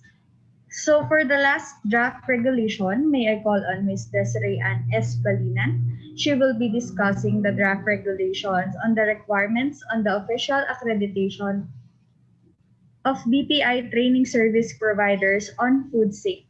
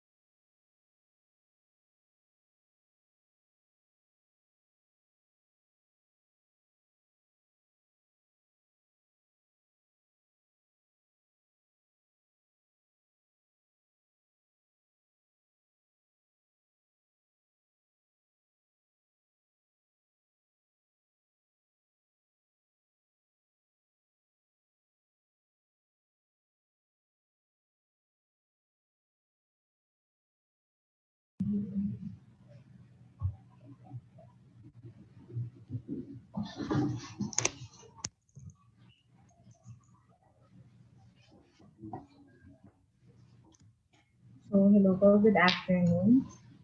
So I will be presenting the draft food safety technical food safety regulation on requirements on the official accreditation of BPI training service providers on food safety. So pursuant to Republic Act number 10611, also known as Food Safety Act of 2013, and its implementing rules and regulations, this circular is hereby issued. So the scope, this circular shall apply to institution, corporation, or organization offering training courses such as short courses and skills programs, including seminars and symposia to individuals, corporations, and organizations on Food Safety Act and its requirements. So in connection to the previous presentation. So kapag nakapag-accredit na si BPI ng training service providers, so yung mga designated FSCO, sila yung magte-train or magbibigay ng courses. Yan. And then, definition of terms. Official accreditation refers to the procedures done and embodied into a document issued by the BPI formally recognizing the competence of an inspection, certification, laboratory testing, or training body to provide the said service on behalf of BPI. So these are the terms. Trainers refer to individual persons who possess the qualifications required for a trainer in accordance with this circular. Next, training service provider refers to institution, corporation, or organization providing or offering training courses such as short courses and skills programs. And then the initial requirements. So first, the qualifications. The applicant must possess the following minimum qualifications. So meron ditong apat na qualifications na dapat na meron si applicant. So first, must have juridical personality formally authorized to conduct training activities, must have adequate track record of conducting training courses, preferably training in food safety, must have a sound business plan, including reasonable training fees for conducting training and adequate financial and organizational resources to execute the same, and must have a pool of qualified lineup of at least 5 trainers who can effectively deliver, as a minimum, the required training in accordance with the Food Safety Act of 2013, its implementing rules and regulations, and its requirements, and who possess the following minimum qualifications. So ito po yung mga minimum qualifications of legal age, Filipino residing in the Philippines, holder of at least a bachelor's degree, with at least 2 years experience on the assigned topic supported by an appropriate documentary proof. And then, documentary requirements. First is letter of intent, application form accomplished by the applicant, together with attached latest 2x2 colored picture, white background of the owner and representatives. Certificate of registration from the concerned Philippine government agency. Articles of incorporation and bylaws where providing training services is one of its objectives and purposes. Business permit and organizational profile. So ito, the organizational profile must contain basic information such as name, address, contact details, and then list of programs and services, historical profile of training conducted, list of key officers and staff, and list of trainers with their individual profile or biodata. And then, tax identification number of the corporation, organization, or sole proprietorship. And then, audited financial statement for the previous year, except for the following businesses. So, yung first is newly established business which is less than 1 year in its operation, or other entities or bodies which are explicitly exempted under the law, agreement, or other similar legal instruments. Then under Section 4, the adoption of the prescribed food safety training curriculum. For purposes of standardizing the minimum knowledge and information that the food safety compliance officers and the other plant food practitioners need to acquire, the accredited training service provider shall submit an undertaking to adopt the BPI prescribed food safety training curriculum. Further, the applicant training service provider shall submit an undertaking that it shall utilize the services of its pool of trainers in the conduct of training courses. And then Section 5, the application fee. So, under new accreditation, 5,000 pesos. And for renewal of accreditation, 3,000 pesos. And then, Section 6, for renewal of accreditation, the accredited training service provider may apply for the renewal of accreditation 2 months prior to the expiration of its accreditation. So, next, This is the documentary requirements for renewal.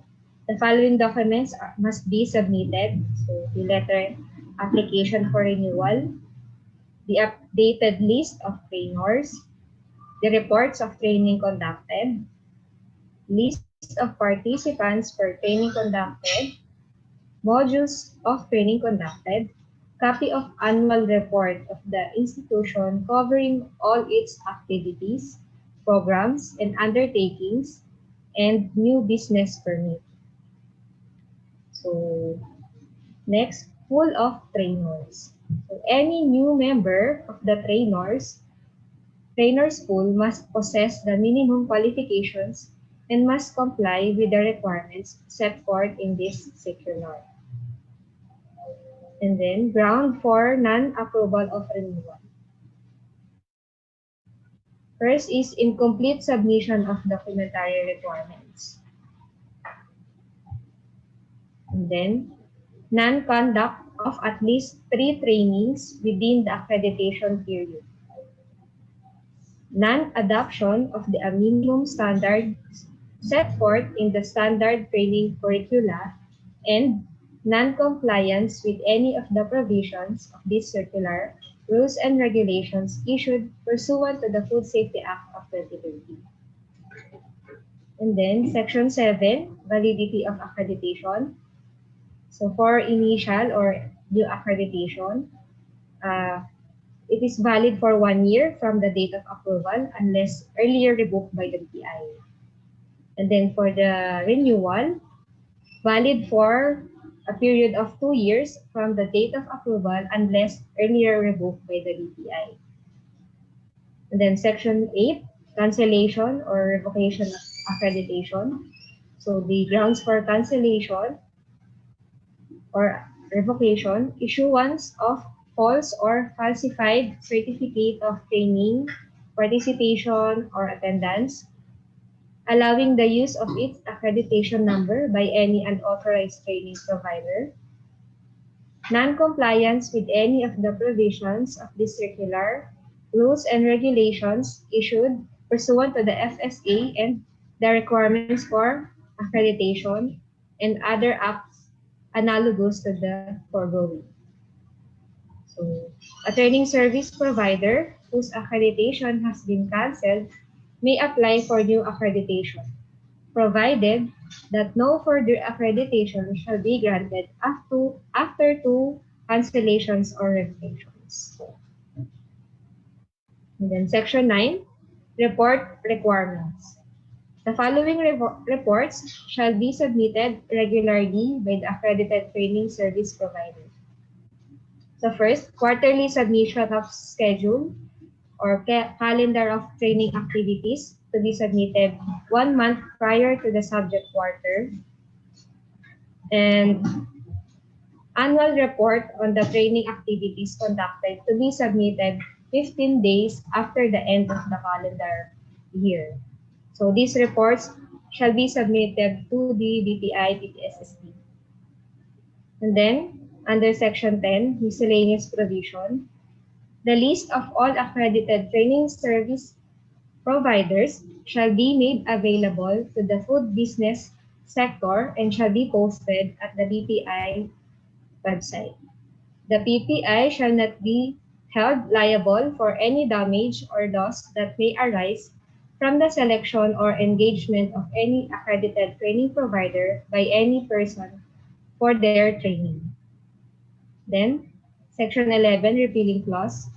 All issuances that are inconsistent with these guidelines shall be deemed repealed and or modified accordingly.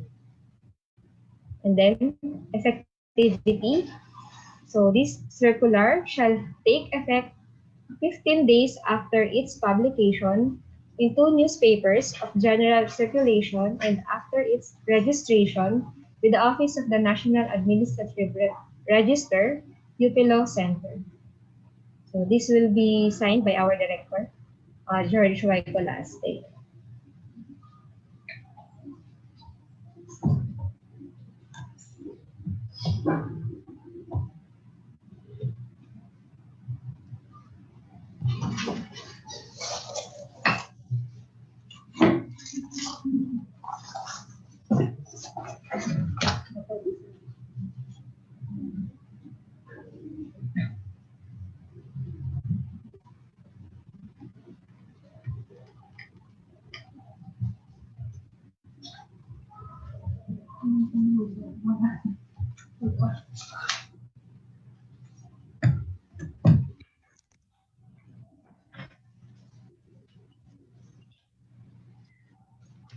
That will be our last presenter for today, Ms.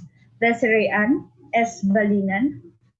She presented the draft regulation on the requirements on the official accreditation of BPI training service providers on food safety. So without further ado, we will now be moving forward to the open forum. Once again, our panelists of resource persons are composed of PPSSD's Division Chief, Ms. Esperanza Uy, Supervising Agriculturist from National Quarantine Services Division, Mr. Joselito Antioquia, BPI's Legal Consultant, Attorney Paz Benavides, and Ms. Charo Ampil from DA Policy Research Services. So for our first inquiry in the chat box,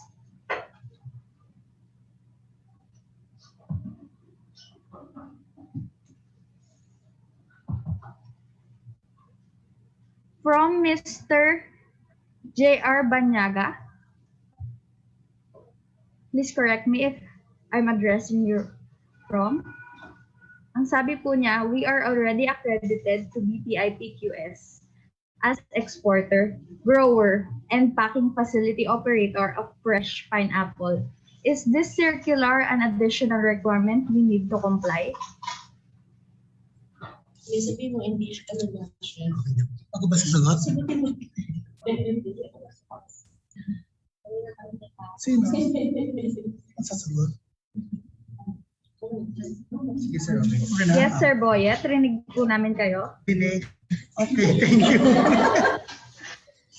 Yeah. Good afternoon. Regarding for his accreditation as exporter, grower, and packing facility operator of fresh pineapple, I think it is with the quarantine service. So, with regards to your licensing as an exporter, registration as a grower, and license as a packing facility, it will be included in the license will be updated as an LTO or as a registration to address the food safety concern. So magiging dalawa na siya. Mag-aano siya. Pero isa lang siya. Isang license lang yung bali. So yung license to operate mo as an exporter, sa ngayon, quarantine siya. And then, pag nano na itong batas na to, isasama na doon ng food safety. Okay, thank you po, Sir Boyet. Mr. Banyaga, I hope that's clear. Moving forward from MDCAB, if already an accredited importer with own storage and truck, do we still have to apply for LTO storage facility and LTO transport facility separately? Thanks. Yeah, same with the answer. The first answer to the first question. Your licensing, your registration as an importer, it will, ganito, kung ang ang pagiging license mo as an importer, yung iyong storage at yung tracking ay part ng activity mo as an importer. So, hindi covered, inherit na siya. So, ang license mo lang, isa lang. Importer ka lang. However, kung ginagamit mo naman ito yung storage or yung tracking business mo, na ginawa mo siyang business na hiwalay dito, kailangan mo magpalisensya. Malinaw? Yes, Sir Boyet. Yes. Thank you po, sir. Another question is, again, from MDCAB. If from outside Manila, where should we submit the renewal? Regional office or directly to central office?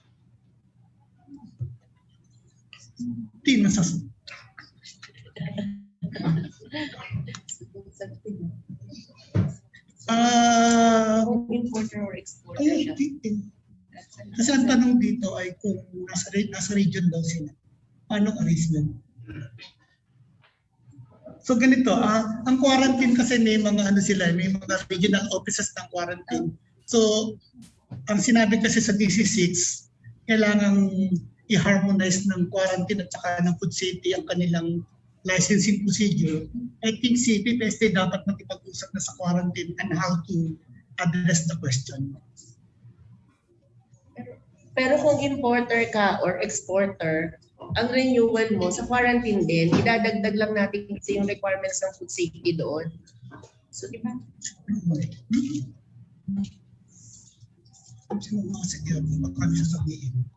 Ma'am Asek, would you like to say something? Ma'am Paz. Okay lang naman. Okay naman yung sagot. Oo. Thank you po, Sir Boyet and Attorney Paz and Ma'am Ethel. Next question po from J.R. Banyaga. What's the difference of FSO and FSCO?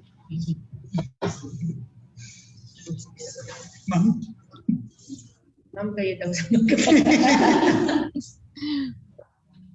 Yung FSCO, ang nagde-designate noon yung food business operator. So it's actually kayo yung may control noon, kayo yung nag-hire. In short, yung food safety compliance officer. Compliance yun to ensure mag-comply yung food business operator sa mga requirements ng food safety. Yung food safety officer naman ay nagde-designate po nun ay ang Bureau of Plant Industry. At ang ginagawa nun ay to inspect. So siya naman yung sa side ng BPI, ang food safety officer. Yes, thank you po, Attorney Paz. So, lilinawin ko lang din po, from Amparo Ampil, FBO assigns the FSO. Hindi po, ang tama po ay FBO assigns the FSCO. Kaya po ng nabanggit po ni Attorney Paz. Sa next naman po nating question, for residue and contaminant analysis, this circular states that only labs accredited by BPI shall be considered. We normally send samples to overseas lab. Can this be considered? Kung monitoring naman po niya, pwede naman.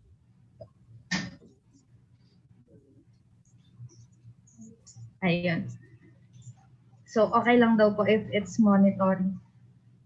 So, yes, ma'am, so can we put that in the circular para black and white kasi nakalagay lang doon explicitly na BPI laboratory or BPI accredited laboratory. So can we say explicitly there in the circular that foreign laboratory can be considered as a third party Hindi. Siguro iklaro, Epel, no, kung ano yung ibig sabihin nung anong section ba yung mini-mention natin dito? Kasi iba yung sinabi mo as monitoring, iba din yung pinag-uusapan natin. Anong provision dito? Sorry. Sir?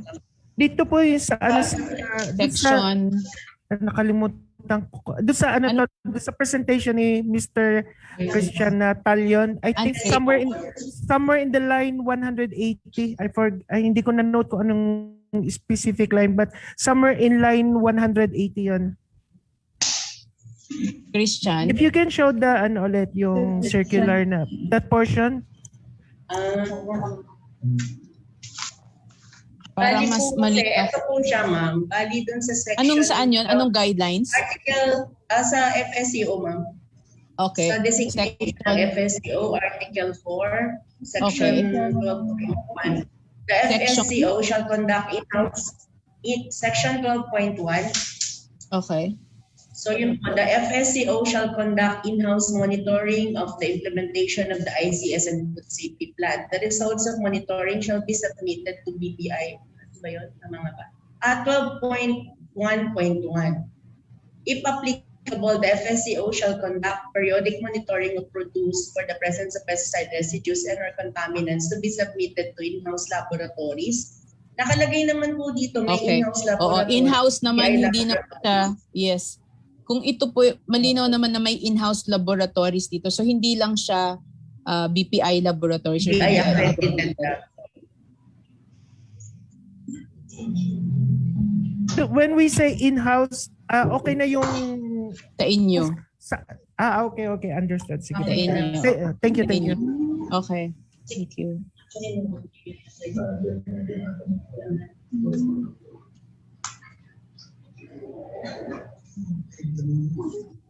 Okay, next question po tayo. From Emmanuel Salcedo, how can we register the FSCO with BPI?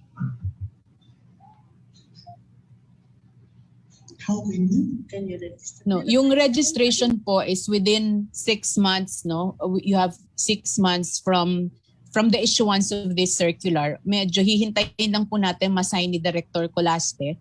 After the masign yon, tapos ipopublish. Once it takes effect, you have 6 months to register the FSCO sa Bureau of Plant Industry po. So you follow the procedure na nakalagay dito sa ating draft guidelines, or if it will be signed sa guidelines na lalabas kung paano po yung procedure. It just says na sa BPI you will apply for registration ng inyong FSCO. Yun po. Thank you po, Attorney Paz. Moving forward, good afternoon. What will be the difference between FDA's LTO as importer and BPI's LTO as importer? We currently have BPI COR and FDA's LTO as importer.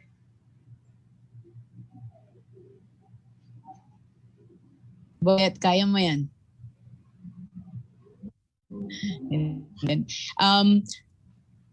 Ang BPI, so ang tinatanong po ay kung anong pagkakaiba ng LTO ng FDA, tama ba? At ano ang LTO ng BPI? Tama ba yung intindi ko dun sa tanong? So if that's the question, ang FDA po, ang lahat ng process kanila, no? So ang lahat po ng fresh, yung sinabi nga yung primary production, hanggang bago ang processing dito po sa Bureau of Plant Industry. Pero pag may processing na po yan, hanggang minimally process lang ang BPI, no?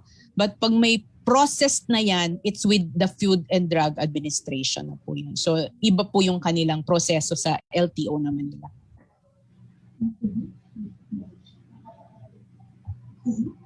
Yes, thank you po again, Attorney Paz. For another question po, regarding the training on GAP, do you have a scheduled training for GAP? Where and when? Sinong sasagot niyan? From the PPSST siguro.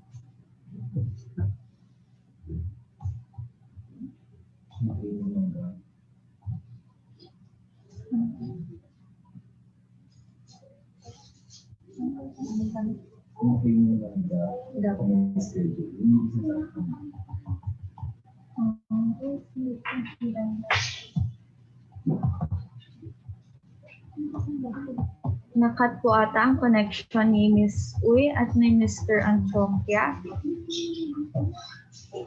Ma'am Ethel, Sir Boyet, are you there po? Ganito na lang, siguro for the schedule, wala ba yan sa website ng ano? Kung sino man yung nagtanong, can we email yung kung sino pong interested so that we will provide him or her nung correct na date ng PhilGap, no? Kasi iba po yung may hawak ng PhilGap schedule. Meron na ba, Geraldine? Meron kang list? Attorney Paz, as per the OIC head po ng AIS, Miss Lenny, Ma'am Lenny po, API daw po ang nagtitrain ng GAP sa farmers po. So Agricultural Training Institute po yun ng DA. Opo. ATI, Agricultural Training Institute ng DA. Hindi po BPI, tama ba, Geraldine? Opo. Okay. Ang tinatrain po ng BPI ay inspectors. Inspectors po ng GAP ang tinatrain ng BPI, BPSSB po. Okay. Ayan po. So for the next question po, as FBO, we have outsourced workers from labor contractors who are also handling our food products. Do they need to have an FSCO also responsible for the food safety? So yung company niya merong may outsourced workers po. Okay. Who are also handling their food products. Their food products which is not product of the company, hindi po ba yung produkto ng kumpanya yung hinahandle ng mga outsourced nyo? Our food product po. The product of the company. So in that case, isa lang po yung FSCO nyo. Kung sa discussion makikita nyo 'di ba yung company nyo, isang FSCO, okay na ho 'yon to handle yung lahat ng ninyo. Yung activities. Who will train po the workers with regards to food safety? Is it the FSCO also? Yun yung natin kasi hindi naman required na the workers will be trained by the bureau. Ang requirements lang is for the FSCO to be trained before registered, but before the registration is issued.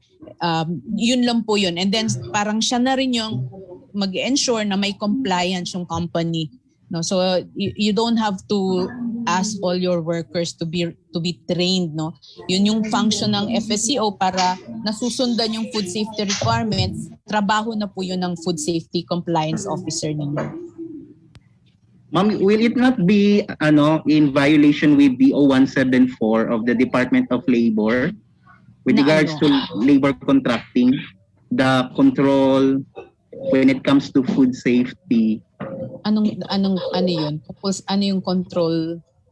Yung control po ng workers. Direct control ng workers. And wala naman kami ditong sinasabi about the workers, no. Ang sinasabi natin dito, yung kung makikita nyo, requirement lang magkaroon ng food safety compliance officer, no. So yung food safety compliance officer will ensure that your company is compliant with or compliant po siya sa requirements ng food safety law and ng food safety requirements or Food Safety Act. At po yun ay nasa batas din, no, na we will require na kailangan meron talagang food safety compliance officer. As to how you're going to ensure that, meron ho tayong mga control, mga internal control system na i-implement ninyo. So hindi ho namin sinasabi na kailangan yung mga contractuals or yung mga workers no dapat mag-train etc. dito no under the guidelines. It would also be a best practice for them to have a separate food safety compliance if they can afford. Yeah, if nasa sa inyo po yun pero sa requirement mo ito yung isang kumpanya, isang FSCO lang po yun. Okay po. Yes, I hope that's clear po, Sir JR. Thank you, Attorney Paz. For our next question, if you are a licensed banana exporter, that would mean that packing house, farms, transport, and storage need not apply a separate LTO?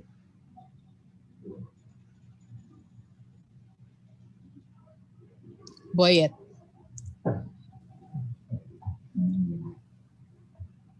Paki-repeat na po yung question.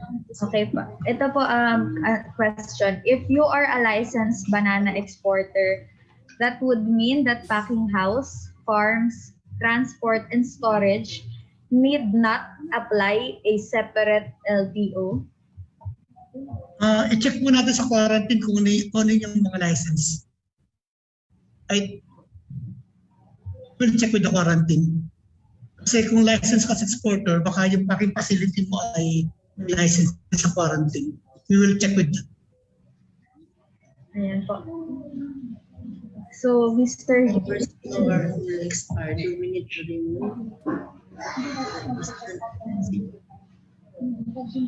For wait lang po, na-overwhelm po yung chat box ko with questions. Hindi po. 6 months before. Ayan, that was Mr. Yes po, Ma'am Ethel. Yes po. Hindi, sorry. Okay po. Within 6 months. That was Mr. Jeffrey Mandalune, sir. So, as per Sir Boyet, i-clarify daw po yun if ano po yung lisensya nyo sa NPQST. So, moving forward po for... Pwedeng sumagot tungkol doon, ano? Yes po, Attorney Paz. As far as the food safety, itong pinag-uusapan natin na ito, ang intindi ko dyan, Boyet, food safety to ha, hindi ko sinasabi kung anong requirements ng quarantine, ano? Pero under the guidelines that we discussed, pag exporter ka at meron ka ng license to operate at exporters, lahat ng mga, kunwari, meron kang, kailangan mo naman ng storage, kailangan mo din ng mga transport facility, yung vehicle mo, kasama na po yun when your applications is evaluated. Titingnan na ho yun lahat. But you do not need to have a separate license to operate for that storage facility or for that vehicle. Kasama na ho yun ng buong proseso mo as exporter. Iba naman ho yun, sinasabi nga kanina ni Boyet na, iba naman yun kapag ang purpose mo lang talaga, you're a storage facility, iba tumatanggap ka lang ng, tatanggap ka lang ng mga produkto para itago dun sa facility mo, or you're just a transporter, iba naman din yon, iba naman yung sitwasyon. Pero kung parte yun ng buong operation mo as exporter, yun yung intindi namin base dito sa guidelines na diniscuss. Hindi mo na kailangan bawat isa ay hihingan. But iba rin ho siguro yung requirement ng quarantine. So hindi ho namin i-discuss yan dito. Quarantine po yung pwedeng makasagot noon, ano, at baka may iba rin silang requirement as far as the packing facility, but eventually it will be harmonized, no, Boyet, no? It will be harmonized with this one. Pero as far as yung guidelines nito ay concerned, hindi po kailangang bawat facility nyo ay ipapa LTO nyo. But definitely yung food safety requirements or standards ng bawat, ng storage, ng transport will be considered when the application is evaluated by the PPSST. Thank you. Thank you for that clarification, Attorney Paz. Moving forward na po, our COR as importer will expire on July 2020. Do we need to renew it now to register the FSCO? Ang renewal ang renewal niyo pa po ay sa 2022. Pero sinasabi po doon na 6 months before ng July ay dapat ay nagre-renew na kayo. So ang inyo pong COR ngayon ay sa pag-renew nyo, i-include na po doon ng food safety. So magiging license po siya. And then, sa ngayon, within this batas, sinasabi yata dito na 6 months. Ay after the signing, magsimula na po kayo mag-designate ng inyong FSCO. Yun po yung nakalagay dito sa ating guidelines. Sa ating requirements. Yes po, that was clear naman po from Sir Boyet. So on to the next question. We are a huge plantation with various crops operating at 10 sites with 2 packing facilities also located at various sites. Will the number of FSCO depend on the number of workers, on the hectares of production, etc.? For example, in Dole, the number of full-time and part-time health and safety officers will depend on the risk of activity and number of workers.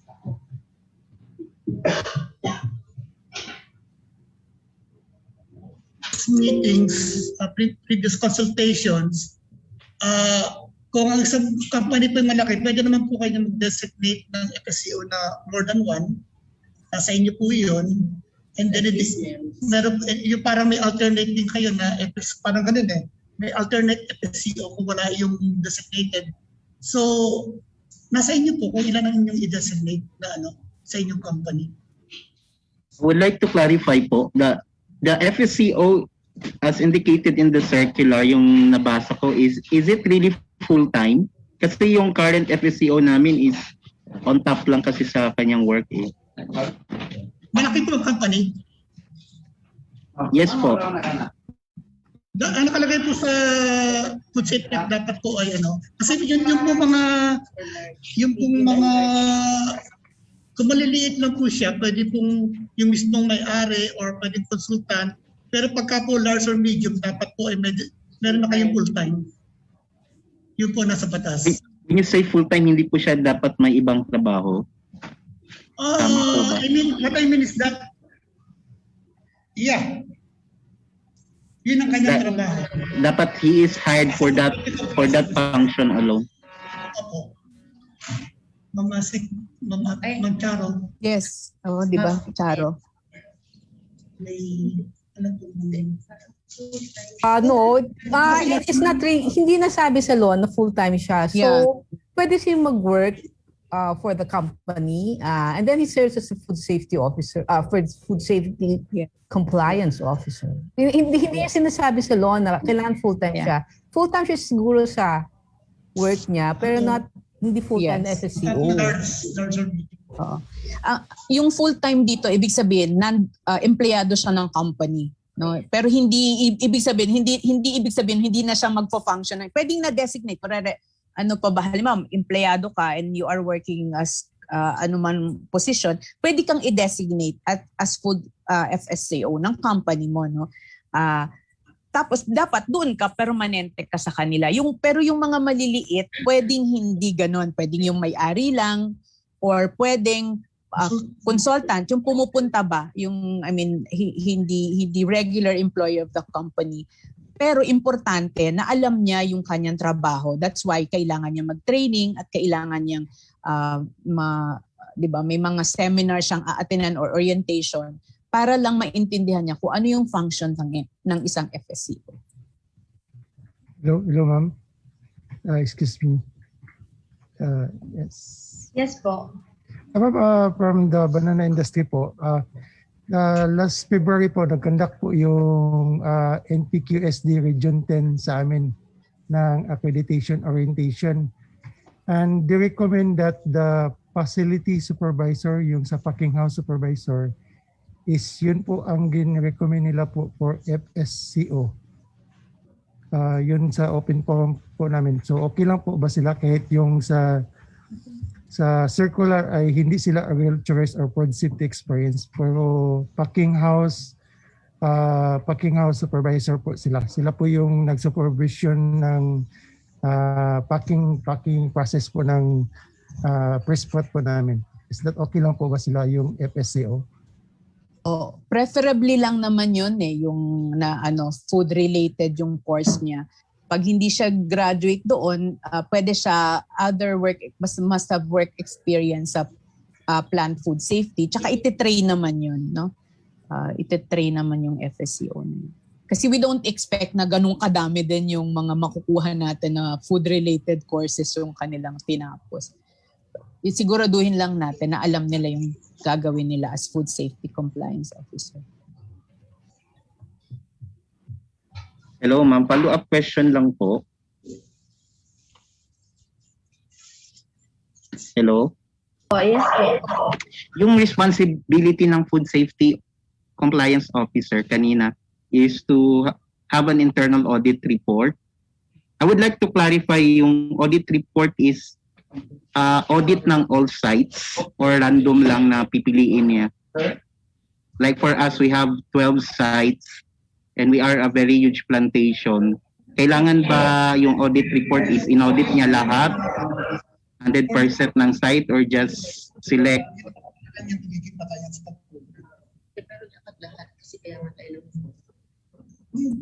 So actually po, dapat lahat po dapat. Kasi ang tinitingnan po natin ay yung safety po ng facility nyo or ng commodity na pinoproduce nyo.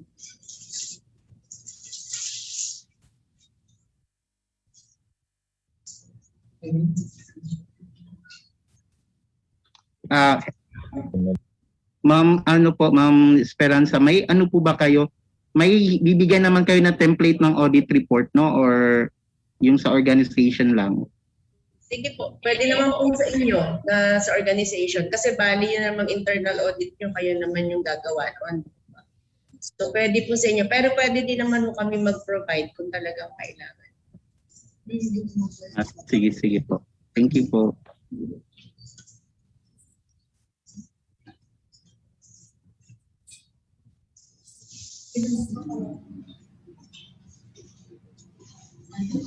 For my question pa po, for supermarkets where to apply for LTO, LGU na po ba, not in BPI? Thank you. Yes po, LGU na po siya. Pero meron dapat po kayong food safety compliance officer na registered with the BPI. Tama pa, ma'am?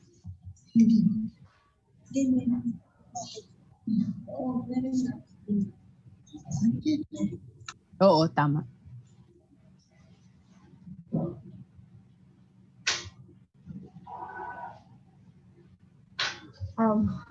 Ayun po. For next question po, we have COR as importer. Do we need to apply for LTO as importer? Again. We have COR as importer. Do we need to apply for LTO as importer? COR as importer mag-a-apply. Sa renewal. Sa renewal lang po. 6 months.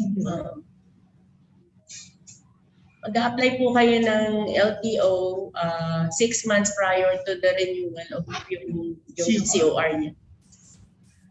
Okay po. So marami na pong mauulit na mga tanong na nasagot na din po kanina. So ito po ma'am, in relation po sa LTO, FDA and LTO, BPI na na-mention na po, na process will be under FDA, included po ba ang plant products na potato na process? Finished product is with other ingredients? If yes, do we need to get permit pa po under BPI or completely FDA po ang jurisdiction? Saan yun, Jen? Pakiulit, Jen, please. Sorry. Included po ba ang plant product na potato na process, which the finished product is with other ingredients? Kailangan pa po ba nila kumuha ng permit sa BPI or under FDA na po sila? FDA po siya kung process. FDA daw po, ma'am.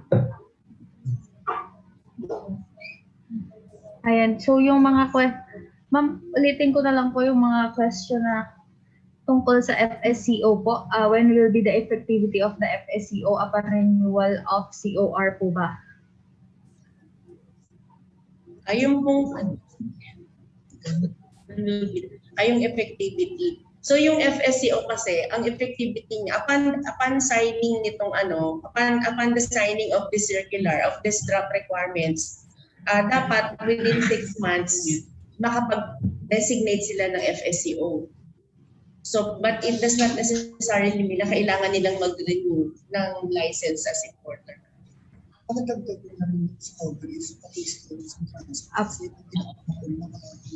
saka may I-add na din po dun sa ating FSCO guideline, ay yung scope po niya kasama po doon ang storage and transport.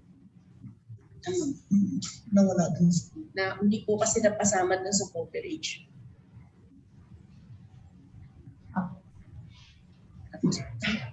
Ito po. We have an existing COR as importer, but we are also engaged in distribution. Do we need to secure a license to operate as distributor and also transport facility under BPI? I think is. Ako doon. Malapit ko ko. Ang pass please kayo na daw. Third floor. Oo. Hindi ko narinig. Ano yun ulit? Kala ko nakikinig si Boy. We have an existing. We have an. Sige kayo na.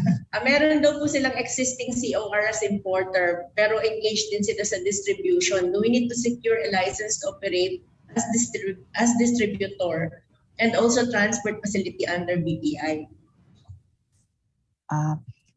As importer sila, may COR sila as importer. Di ba, kailangan sila as distributor pero not as not the transport facility.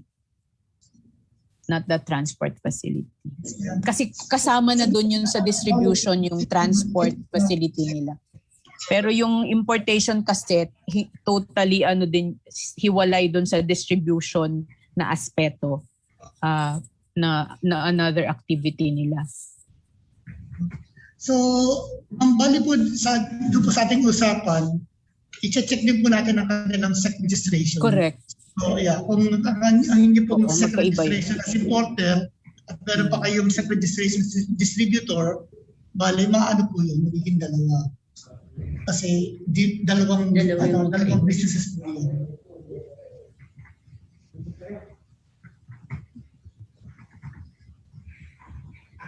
Ayun po, okay po.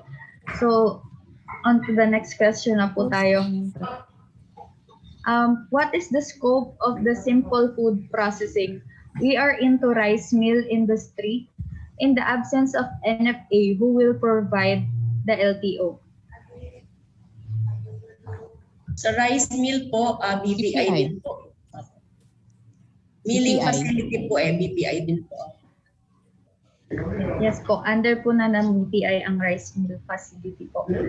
So, maybe we can have the last few questions na lang po since redundant naman na po yung mga tanong.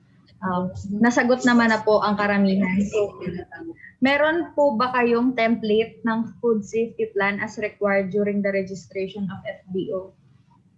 Sige po, magbibigay po kami kung kailangan magbigay. Meron po kaming template na gagawin. Okay po.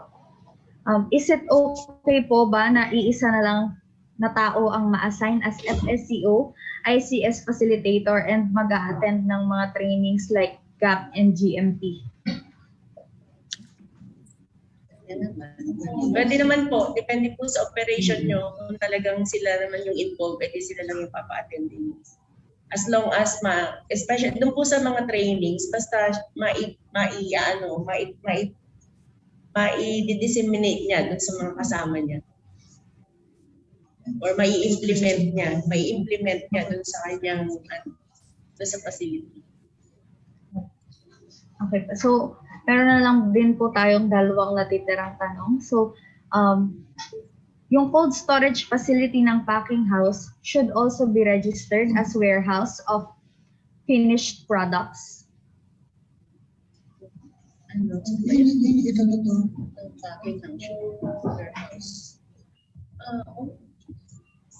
Yeah. Meron pong pinapalabas na papel po ngayon. Actually, napirmahan na po ito, pero i-amend yata ulit ng Department of Agriculture.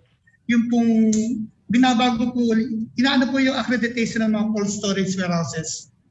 So, alam ko po last week ay pinirmahan sa Secretary.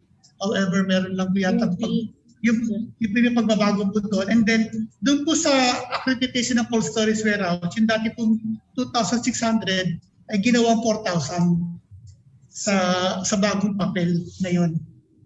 Kaya po yung nakasulat po dito sa ating kung ay 6 magiging 4 po yun. And the regards po sa question na yung cold storage facility ay should be registered as warehouse of finished product, ang po doon ay license to operate as a cold storage facility. Yun po ang gagamitin term. So meaning to say po, if we are a packing facility with a cold storage facility, dalawa po yung license na kukunin. Okay. Titingnan po yung inyong titingnan po natin yung inyong SEC registration kasi po kung yung inyong packing house ay inherent doon sa inyong pagiging cold storage facility or yung cold storage facility ay magkano. So, pwede po siyang isa lang. And then, yung katulad ko na sagot kanina, kung yan naman ay ginagamit nyo sa inyong business sa iba, baka po magkaroon kayo ng dalawang license to operate. Okay po. So, dapat po talaga ay yung inyong second registration, yun po yung ating ayusin. Okay, so thank you po, Sir Boyet. May nadagdag lang po na dalawa. Do you have incentives for organization with certification from international standard like Food Safety Management System and HACCP, like longer years before renewal?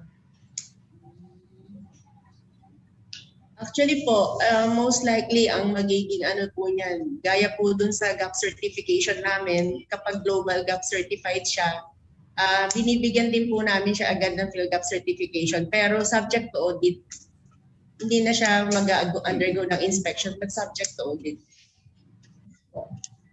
Is the ATI accredited to conduct FSCO here in Region 10? We will coordinate pa po sa ATI. Iayos pa po namin yung mga yan. Okay po. The accreditation fee for training service amounting to 5,000, is it separate fee from renewal of our LBO license?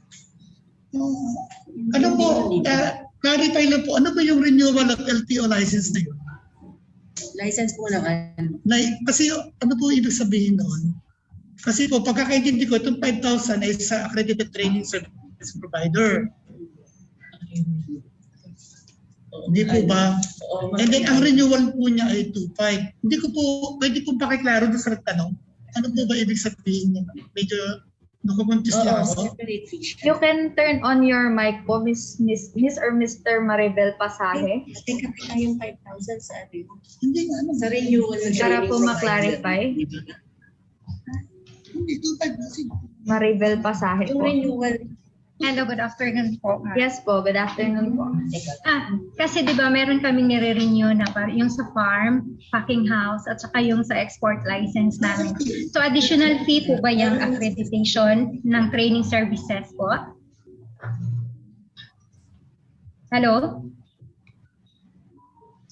Hello? Hello, naririnig po ba ako? Oo, Yes po, ganito yes. yon. Yung guidelines po, yung isang sinasabi natin na accreditation ng training service providers, hindi po yun, iba naman po yun, hindi po yun konektado sa FBO, no? Ibig sabihin, ito yung mga institutions or mga training, yung mga naggagawa ng mga seminar, yan 'di ba? May mga ganung kumpanya. Sila ay tutulong lang, accredit sila ng Bureau of Plant Industry so that they will help in the orientation or in training yung mga FSCO. Kung FBO kayo, pwede nyo doong ipatrain sa mga accredited training service providers yung inyong mga FSCO. Hindi po kayo yon.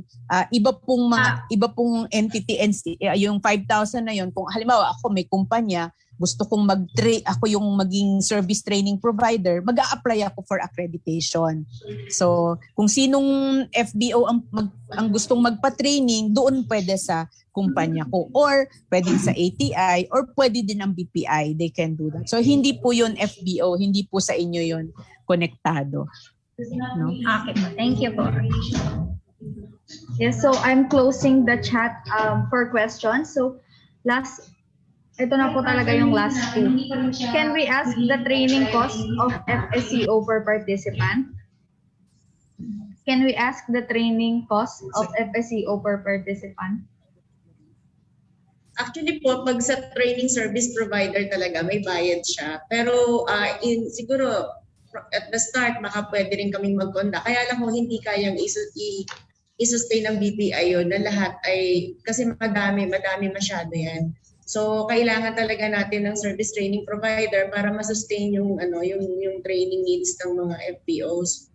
Yan po ay pwede siguro po tayo mag-set ng training cost with the training service provider.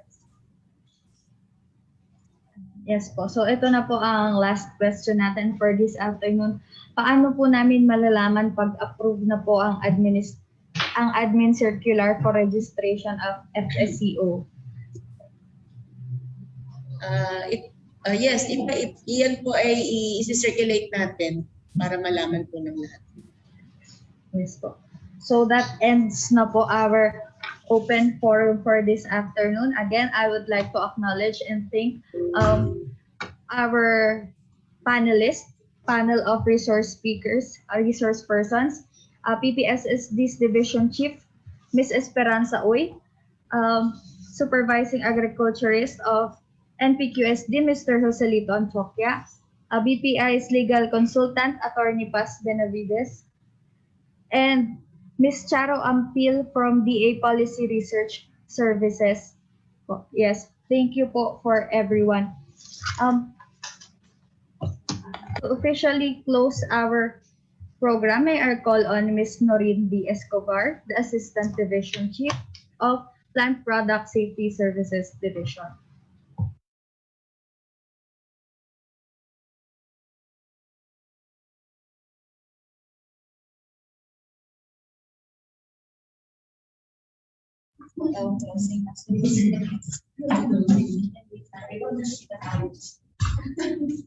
Hello po, good afternoon. So, ulit-ulit po namin sinasabi, so we would like to thank po the panelists of this public consultation, si Sir Boyet po Antioquia and si Ma'am Attorney Paz Benavides and si Ma'am ano rin po Ma'am Esperanza Uy, and then we also thank po the presence po of Ma'am Charo Ampil for attending this public consultation. So napakalaking po yon na naging present po kayo din dito. And we also thank po yung lahat po ng mga stakeholders na umattend po dito sa aming public consultation. We are looking forward po to working with you po. So yun lang po. Maraming salamat po sa inyong lahat. Thank you. Yes, thank you po, Ms. Norin D. Escobar. And again, finally, thank you po sa ating lahat ng participants, our stakeholders. Thank you for your time in actively participating in our virtual public consultation. And ang mga presentations po, ito po ay for circulation. Ayan po. So, ayun na lang po ulit.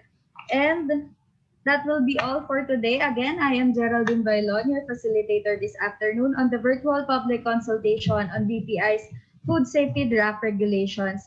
Have a good afternoon, everyone. Thank you.